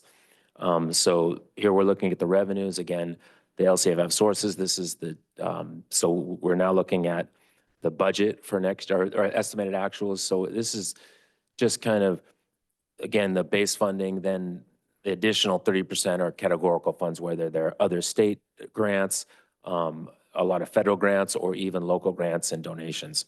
So you can see how those numbers end up, and then we can move on to the current year budget. Again, same format, same type of revenues, just different numbers based on our ADA that we went over in the assumptions, and then whatever's included in the current budget for those current other state finance that we went over in the May revise. So really in the 24-25 budget includes all the assumptions that Lisa went over. And, this is the current revenues for this year. We can move on to the expenditures. So again, looking at 23-24 estimated expenditures, closing out the year, we've gone over these, a number of times this year. Again, just kind of reiterate, we're spending down some one-time revenues this year. We got some investments from, the end of the pandemic stimulus funding and some other one-time funding. So you'll see, again, and then we can move on to the budget again. So this year you'll see some monies moved out of the restricted sources into the unrestricted sources as of that, because, related to that, we are still utilizing the one-time arts music instructional grant. That was the grant that came out of the state as discretionary, and then went through the legislature and it ended up with this grant. And so we're investing out of that. We've got about $7.5 million in expenditures here. So that's really kind of and then again, all the assumptions that Lisa went over. So now move on to, so as we move on to looking at the revenues versus the expenditures, you can see in the estimated actuals, we're actually building on our reserve because of those one-time monies. In the unrestricted sources, again, in the restricted sources, we're drawing down those reserves from the pandemic and historical revenues. And then you can move on to, again, you're looking at, now we're coming into without those one-time revenues moving into the unrestricted sources, we are kind of drawing down on our reserves in this current year, or in the budget year for next year. And then you can see, again, our ending balance. Oh, sorry. So yeah, you can move on. You see, so now we're taking a look at the ending balance. You can see our unrestricted reserves, our restricted reserves, and our combined reserves. You can see we're making our 3%, our mandatory 3% in the unrestricted sources for this year, but it's pretty close. And then now Lisa can move on to take a look at the multi-year projection and see how the 25, and she can touch on the 24-25 and then really finish on 25-26, 26-27. Thank you, Joel. And, I just want to commend our fiscal services team for the work that they've done, really going line by line to try to identify everywhere that we can tighten things up, where we can spend out our most restricted dollars prior to spending out our unrestricted. That helps us to meet that 3% reserve. There are a lot of tough decisions coming up in the future years. The tough decisions, provided that the board adopts our fiscal stabilization plan recommendations on the 26th. The really difficult decisions for next year have already been made earlier in the spring, but for 25-26 and 26-27, that will need to continue. Everything in that budget advisory fiscal stabilization plan has been included in those upper lines, the categories, except for that one line item that we spoke about with the school closure consolidation, because we really don't know where specifically those savings would be. So that remains in there as just a separate line item. We also want to be very transparent about the conversations that are going to need to happen in the future. We don't want these difficult things to come as a surprise. And then really, we are now down to in 25-26 and 26-27, having to look at additional staffing and programmatic reductions in order to continue to remain solvent and providing the best services available to our students in our community. So as you can see, our 3% stays about 16 million down there at the bottom. Okay. And just again, where that breakdown is on there.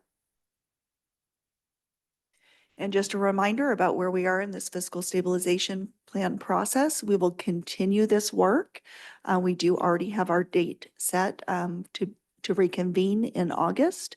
And we will be, again, bringing updates to you each time that we present the budget. just an overview, a little snapshot that all of our funds are projected to end with a positive balance.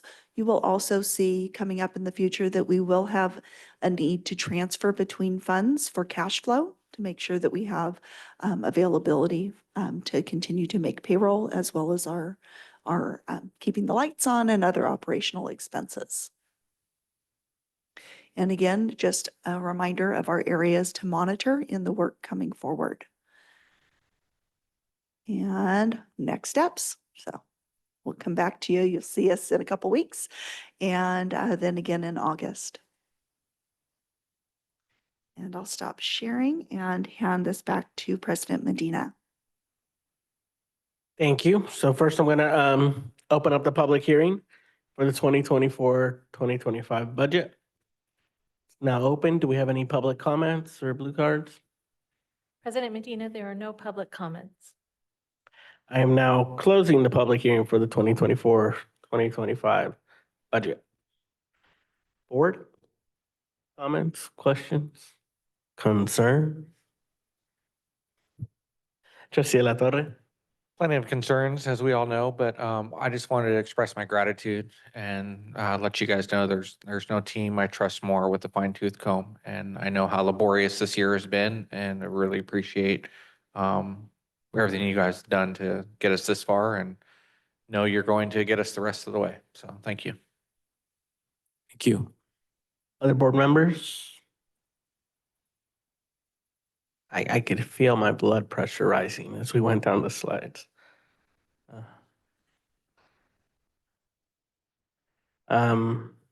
Yeah, it's tough to look at. I'm not looking forward to everything that we got to do over the next year, but it's going to be tough. But I think we've got a good team to get the work done. I think the important part is we got to maintain active involvement with our community and understanding the fiscal situation of the district and understanding the tough things that are to come. I don't think there's enough of a grasp out there of how critical the situation is. So yeah, go ahead. I also want to share just gratitude for the work.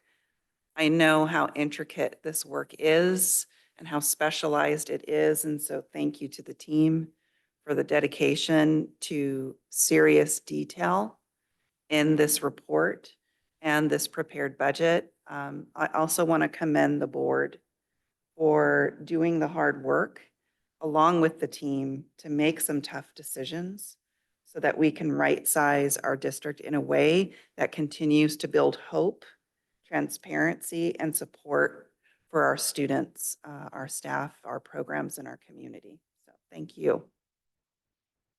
Trustee La Cruz? Thank you. It's a lot of red. And I think it's why it's so critical for us to make sure that we're telling all of the good things and lifting up the stories of things that are working and that kids who are succeeding and the ways in which we are also serving them. That average daily attendance is our bread and butter. And if we can't really continue to draw kids into our beautiful schools to see what is working and what we're continuing to refine with lots of love, that is, that is who we are. We are these kids. Thank you very much. Thank you all very much for your support. Thank you. And I think the only thing that I'd like to also add is that seeing how bad the situation is, I think there's also the opportunity that if we communicate effectively, I know there's a lot of good out in our community, partners that are willing to invest, a lot of organizations that do amazing work, where we could work to more effectively collaborate with creating opportunities that allow our students to engage more in our schools, attend our schools more frequently, that would help us in the big picture. So we also got to look at that. And I think collectively we'll be able to do that somehow. Well, at least I hope so. So if there's no other board comments, thank you. We'll move on.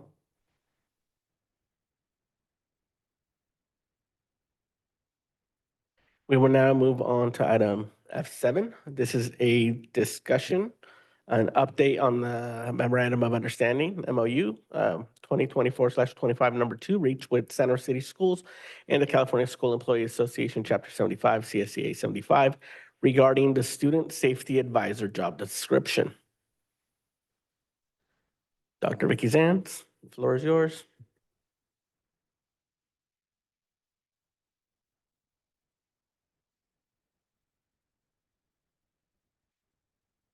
Why do I feel like this is really far away? Okay, President Medina, missing Superintendent Trunell, members of the board and members of the public that are here with us today, and Ome, welcome. I am going to go ahead and share my screen to give you a short update on where we are with the Student Safety Advisor, the new position that was added this year. So let me share my screen. This one.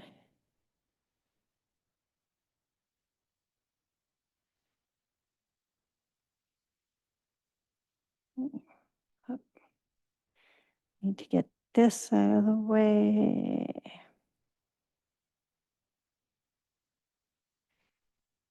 Okay, why is this not moving for me? There we go. Yeah, I just had to move all the people out of the way. I couldn't find the little slideshow button. Okay, let's go. Okay, so this is just a quick update about what we have done to date. So the board approved the job description on March 27th. CSCA ratified the job description on May 13th. And we opened the survey for reclassification from May 17th until May 31st. We got 24 responses. Those responses consisted of 9 out of 10 of the student advisors and 15 of 18 current campus supervisors. Of those, 8 of the 9 student advisors that responded asked to be reclassified, and all 15 of the campus supervisors that responded asked to be reclassified. So our next steps are to create the student safety advisor positions in ESCAPE, reclassify the employees that ask to be reclassified into the new positions, and then post any remaining or future vacancies as student safety advisor positions. Those people that either did not respond or chose to stay in their current positions will stay in those positions. They no longer have the opportunity to request reclassification. They would need to apply to a vacant position as a student safety advisor.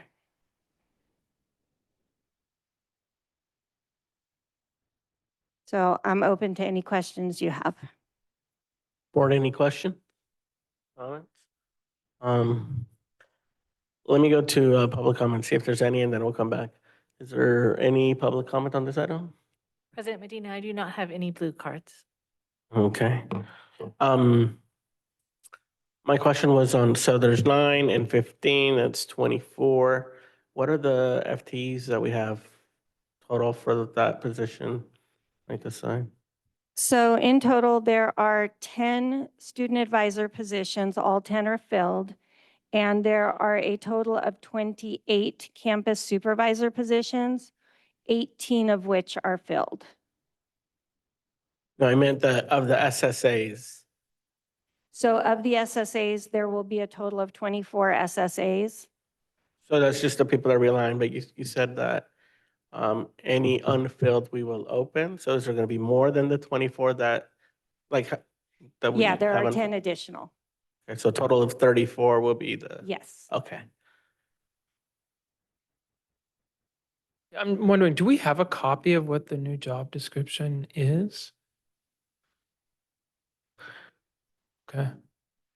Yeah, that was included with the board packet. It's the job description that was approved on March Waiver. 27th. Got it. Okay. Other board questions? No? Okay. Well, let's hope it all works out. Well, I guess one other question. Do we have an anticipated time and when those positions would be posted? The majority of those positions are already posted for next school year. Okay, okay. All right. That's all for me, all for everybody else. Let's move, thank you. Let's move on to next item, F8. This is an action item, approval of the MOU. 2022-23, number 8, reached with Santa Rosa City Schools and the California School Employee Association, Chapter 75, regarding the revision of job descriptions. Again, Dr. Vicky Sands. Yes, so last year on June 7th of 2023, the Rosa City School District and CSEA 75 entered into an MOU for 8 revised job descriptions. In the transition between my predecessor and myself, those job descriptions were never actually brought to the board for approval, nor was the MOU brought to the board for approval. So we are bringing those to the board for approval today. The job descriptions dated today for approval and the MOU dated June 7th, 2023. So these were just like spec updates, or Can you repeat that? I said, were these just like spec updates to the job descriptions? They weren't like They're- reclassifications or anything? No, they weren't reclassifications. There was a study done to match the job descriptions to what the jobs actually entailed because they hadn't been revised in quite a while. And so the change in the job description didn't actually entail any reclassification or any change in salary, just an update to what the job actually entailed. All right. I'm going to go to public comment and then come back to the board. Are there any public comments on this item? President Medina, I do not have any blue cards. See no public comments. Back to the board for questions, comments. Trustee Manieri? I move approval of the MOU 2022-23 reached with Santa Rosa City Schools and the California School Employee Association, Chapter 75, regarding the revisions of job descriptions. Second. Moved by Trustee Manieri, seconded by Trustee La Torre. Board, any other discussion? Seeing none, we'll go to the vote. Can I say something real quick? We Sure. also need to approve the job descriptions in addition to approving the MOU. So there are 8 job descriptions that were attached with the MOU that also need to be approved. Is that a motion for each description? No, it can be approved as a package if you wanted to. So I move the motion that I already motioned and include the job descriptions. I second the amended movement. So just to clarify for the motion, it's a motion to approve the MOU with 2022-23, number 8, reached between Santa Rosa City Schools and CSEA 75 regarding the revisions of the job description, specifically Human Resources Technician 3, Programmer Analyst, Lead Grounds Worker, Human Resources Technician 3, Maintenance Technician Locksmith, and District Attendance Specialist. Are those some right? Would you accept that as a friendly amendment, Trustee Manieri? Yes. Trustee La Torre? Yes. Now to the vote. Student Board Member Zuniga.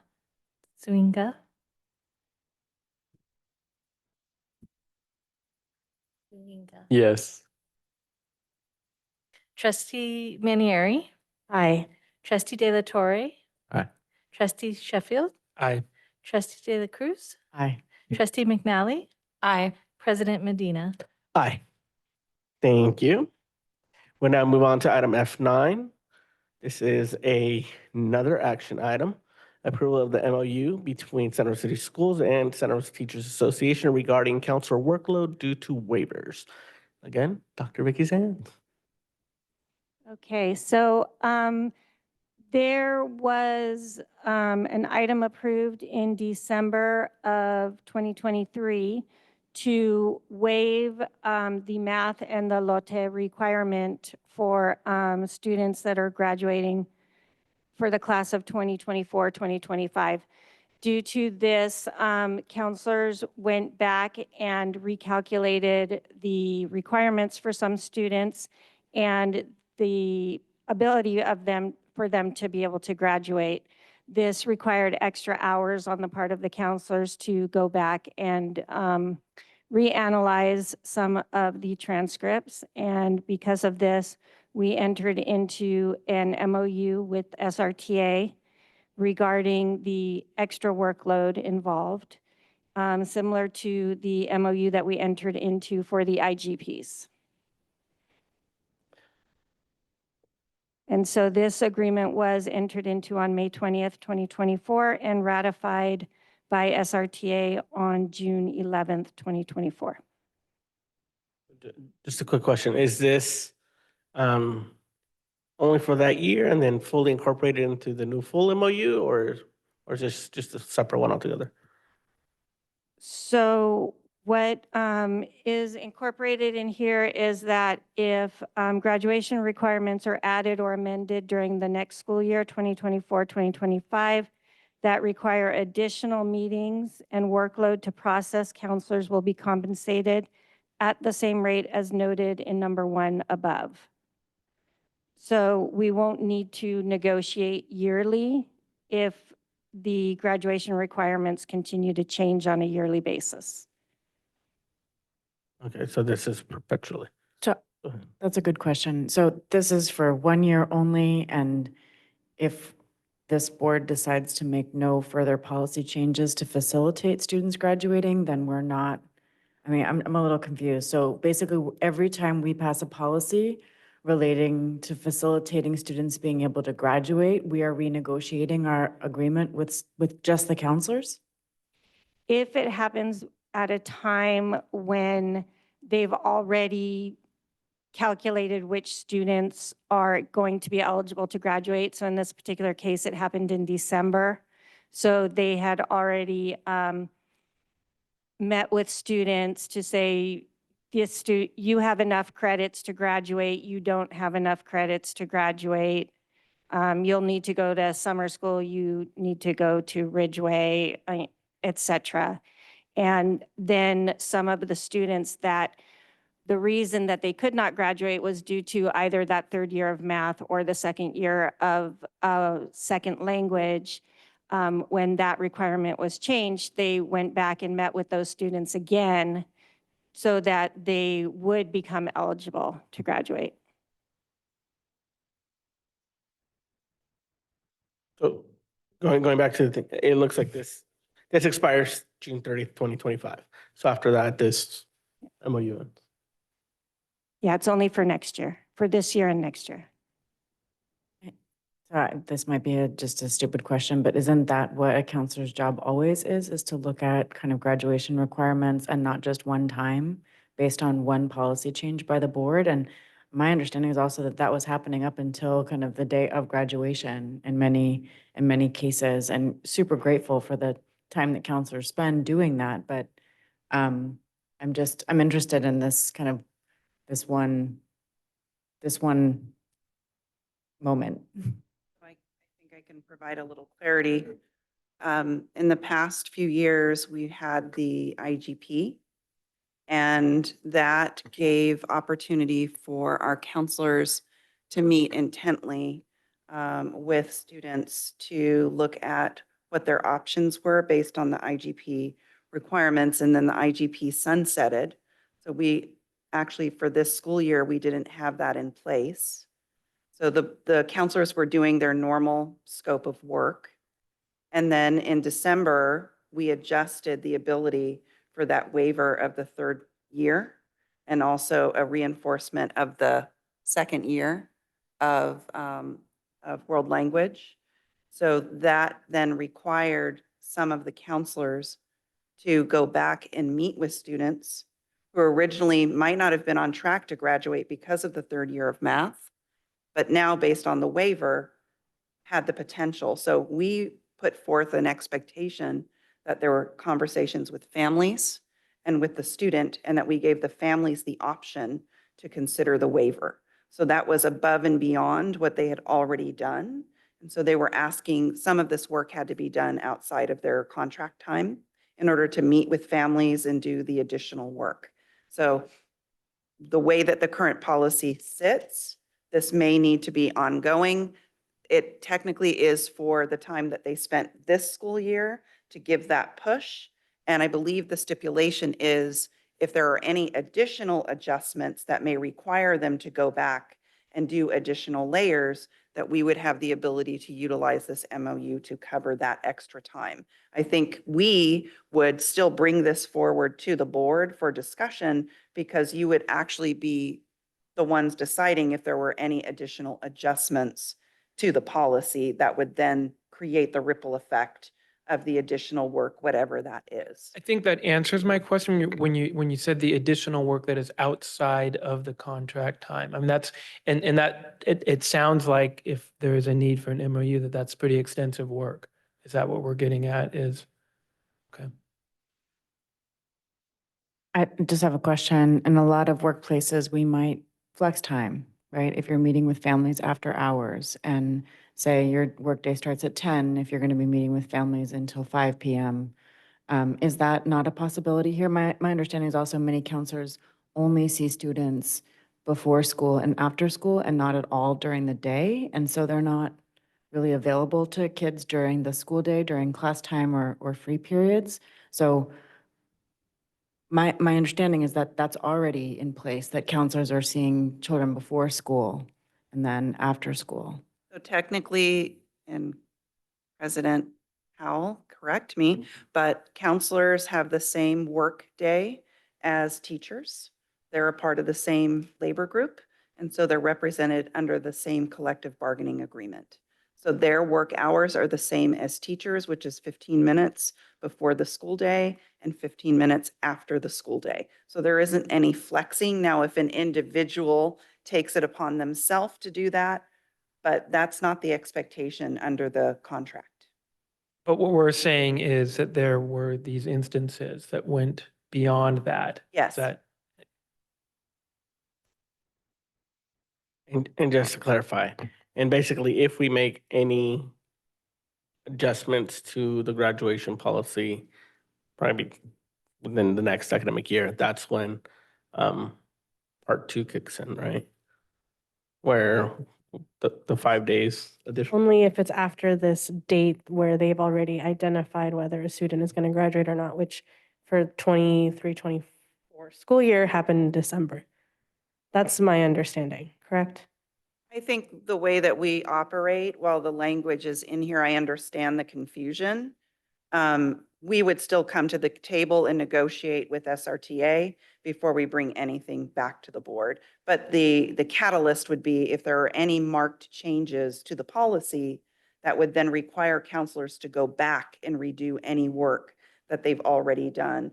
Our counselors are working before December to predict what is going to happen next, because master schedules start, course selections start happening in January in preparation for the new school year. And so they want to know where students are, whether they're on track or not, to understand what courses they need to take or layer into their schedule for the coming year. So that's why things happen by before January. And do we currently have a master schedule for next year for all of our high schools? Yes, there might be some fluctuations that are happening, but for the most part, master schedules have been worked on because we need to know how many positions that our school sites need to hire, and that's based on course selections, class sizes, et cetera. Thank you. Any other questions, board?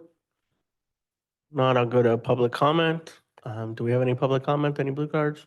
No blue cards, President Medina. Okay, none. Back to the board. Any additional comments, questions, board? Seeing none, is there a motion?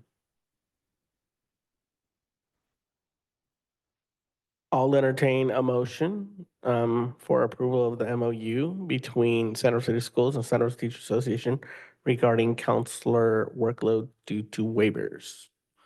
So moved. Is there a second? Second.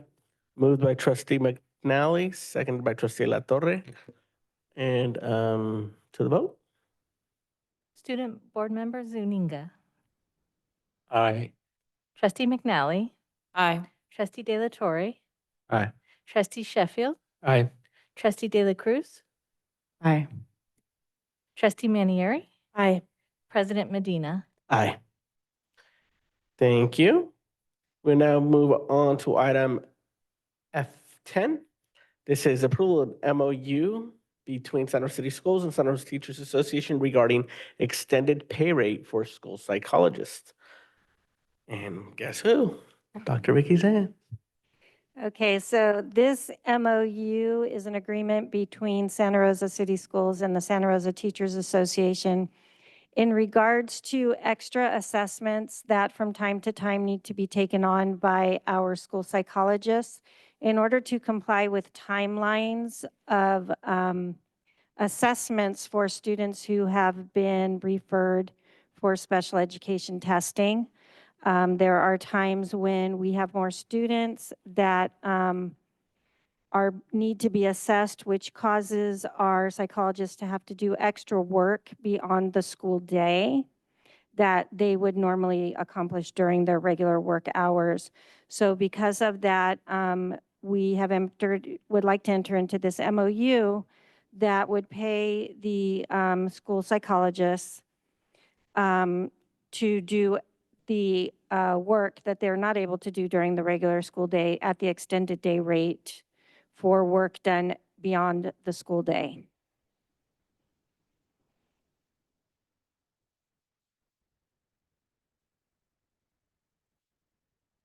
Questions, board? Comments? No questions. Let's go to the, well, here, I have a question.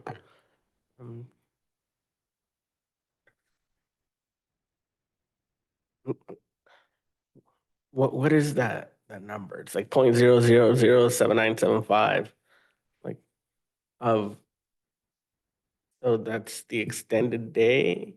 Yes, Is that like a, It's a formula that we use to calculate the extended day rate. So it's not based on a particular teacher's rate, but it's the same amount for any teacher or any psychologist, regardless of where they are on the salary schedule. is that like for an hour, for day? I'm Yeah, not it's an sure. hourly rate. Okay. Think he's gone. Mr. Mazzara still here?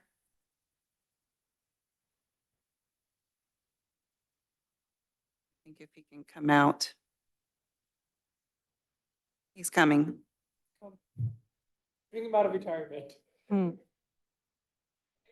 That's the problem. He thinks he's already in Thought retirement. retirement meant something. Sorry, I was walking when so please repeat the question. I was just asking about it says the extended day for this work will be calculated as 0.0007975 of level 1 of step 4, which I was just, seems like super tiny number. I was just trying to figure out, like, is that an hour per day?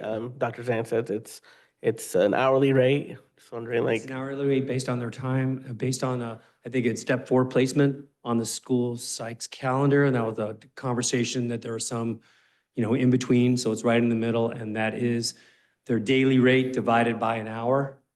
And so when they do their work, they're turning in 9, 12 hours times that, and that's the rate.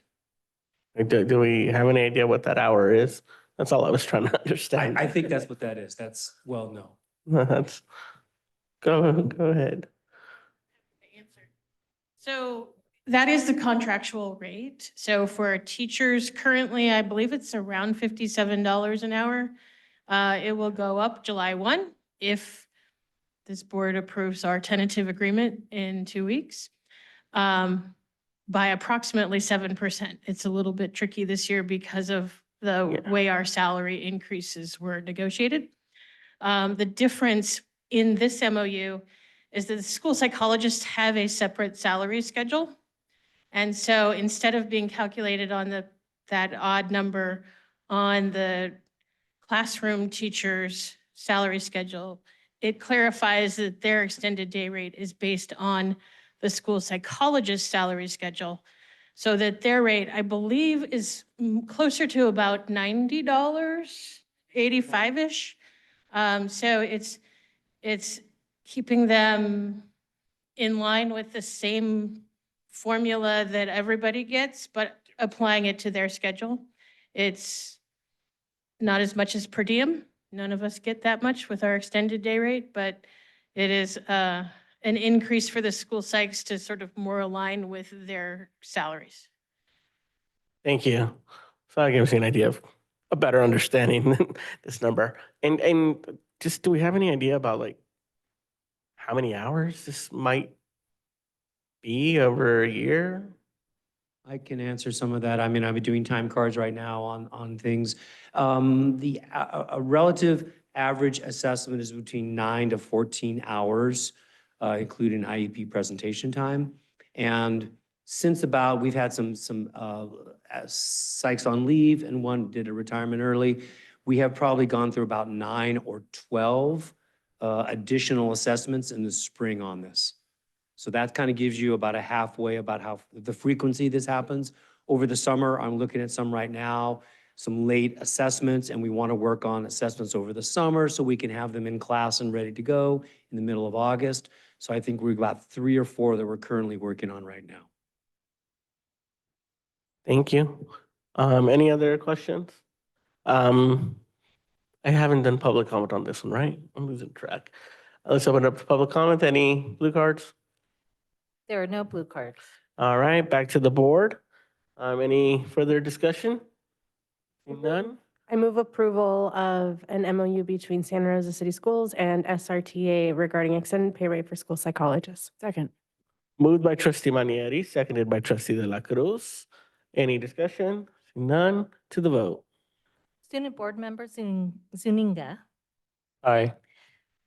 Trustee Manieri, Aye. Trustee De La Cruz, Aye. Trustee Sheffield, Aye. Trustee McNally, Aye. Trustee De La Torre, Aye. President Medina. Aye. Thank you, Dr. Zantz, but don't go anywhere. Item F11 is another action item, approval of a subsequent variable term waiver for People Personnel Services credential for Angelica Montalban. Yes, thank you. So fortunately, we were able to call back one of the counselors that was on our RIF list, and we rescinded her layoff notice before we had to do final layoffs. But she is in the process of finishing her counseling credential. She is an MTSS intervention counselor for RVMS and Slater Middle School. And so we are requesting a variable term waiver for Angelica Montalban for this upcoming school year to be effective July 1st, 2024 to June 13th, 2025. Board, any questions? Any public comments?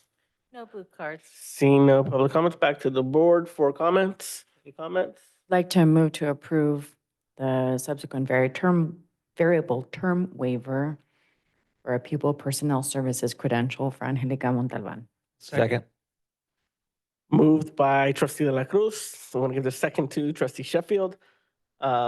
Discussion, none, to the vote. Student Board Member Zuniga, Aye. Trustee De La Cruz, Aye. Trustee Sheffield, Aye. Trustee McNally, Aye. Trustee De La Torre, Aye. Trustee Manieri, Aye. President Medina. Aye. Thank you, Dr. Zantz.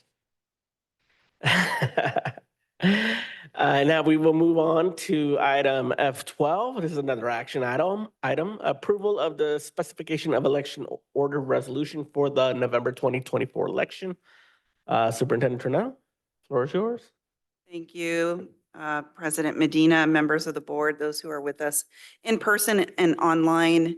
This resolution is a necessary action for the board to solidify the next steps in the specifications of the election, specifically how many seats and whose seats are up for election for the 24 to 2028 regular four-year term, to be able to name the seats by those who currently occupy those seats, and to specify the cost responsibility for the statement of qualifications, of which this board has previously voted to have the onus of that responsibility on the district. So the resolution specifies those things, including the fact that the district will pay for those statements after they have been posted. I will hand it back to you for consideration. Board, any questions? Only question I have, does this normally at all ever state that it's both for English and Spanish, or does that always, I don't know if that changed where they always get published in English and Spanish?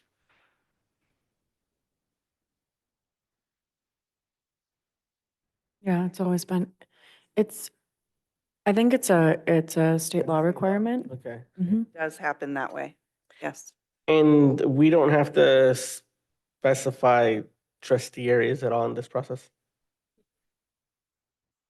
Okay. All right. Well, let's go to public comment. There are no blue cards. Back to the board. I'd like to move to approve the specification of the election order resolution for the November 2024 election. I'll second, but I want to say that I don't think it is a state law. I think it's something that we do. It's a service that we do, and it's a wonderful because my understanding is in other positions, it's not something that that body would take on doing. So it's great. I mean, We'll make sure we get clarity on that too. I think,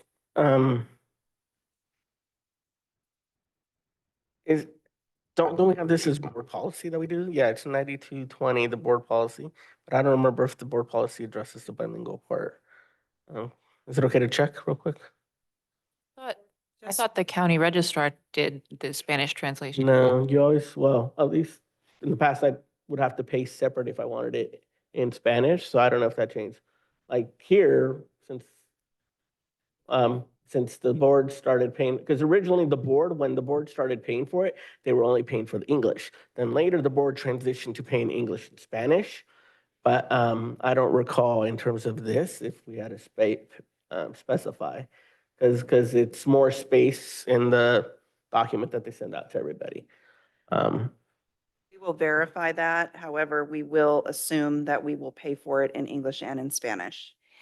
And one other change that was made is they don't give you the option of 200 words versus 400 anymore. They only say 200. So it may include the Spanish as well. Okay, so who did the initial motion? Okay, trustee La Cruz I was moved, seconded, but- trustee Sheffield seconded. Just to clarify for the motion, can we add an amendment that makes sure that we include paying for the bilingual or the Spanish? Happy to make that amendment to my motion. happy to accept it. With that additional amendment, moved, seconded. Any further discussion by the board to the vote? Wait, did I take comment? I did take comment, right? Okay. Student Board Member Zuniga, Aye. Trustee De La Cruz, Aye. Trustee Sheffield, Aye. Trustee McNally. Aye. Trustee De La Torre, Aye. Trustee Manieri, Aye. President Medina. Aye. Now, moving on to our G, consent items. Is there a motion? I'd like to move approval of consent items G1 through 10. Second. Moved by trustee De La Cruz, seconded by trustee Manieri. To the vote, please. Student Board Member Zuniga, Aye. Trustee De La Cruz. Aye. Trustee Manieri, Aye. Trustee Sheffield, Aye. Trustee McNally. Aye. Trustee De La Torre, Aye. President Medina. Aye. Moving on to our H items. Item H1, approval of the minutes of the regular board meeting held on May 22nd, 2024. Is there a So motion? moved. Moved by trustee De La Cruz, Second. seconded by trustee Manieri. Any discussion? Seeing none. To the vote. Student Board Member Zuniga, Abstain. Trustee De La Cruz, Aye. Trustee Manieri? Aye. Trustee Sheffield? Aye. Trustee McNally? Aye. Trustee De La Torre? Aye. President Medina? Abstain. Moving on to item H2, approve of the minutes of the special board meeting held on May 28th. So moved. Second. Moved by trustee La Cruz, second by trustee Sheffield. To the vote. Student Board Member Zuniga? Abstain. Trustee De La Cruz? Aye. Trustee Sheffield? Aye. Trustee McNally? Aye. Trustee De La Torre? Aye. Trustee Manieri? Aye. President Medina? Aye. Moving on to I, board member requests for information. Board, any requests for information? Seeing none. Moving on. Our information items are posted there on the agenda for anybody to look at. With that, meeting adjourned with lights still out.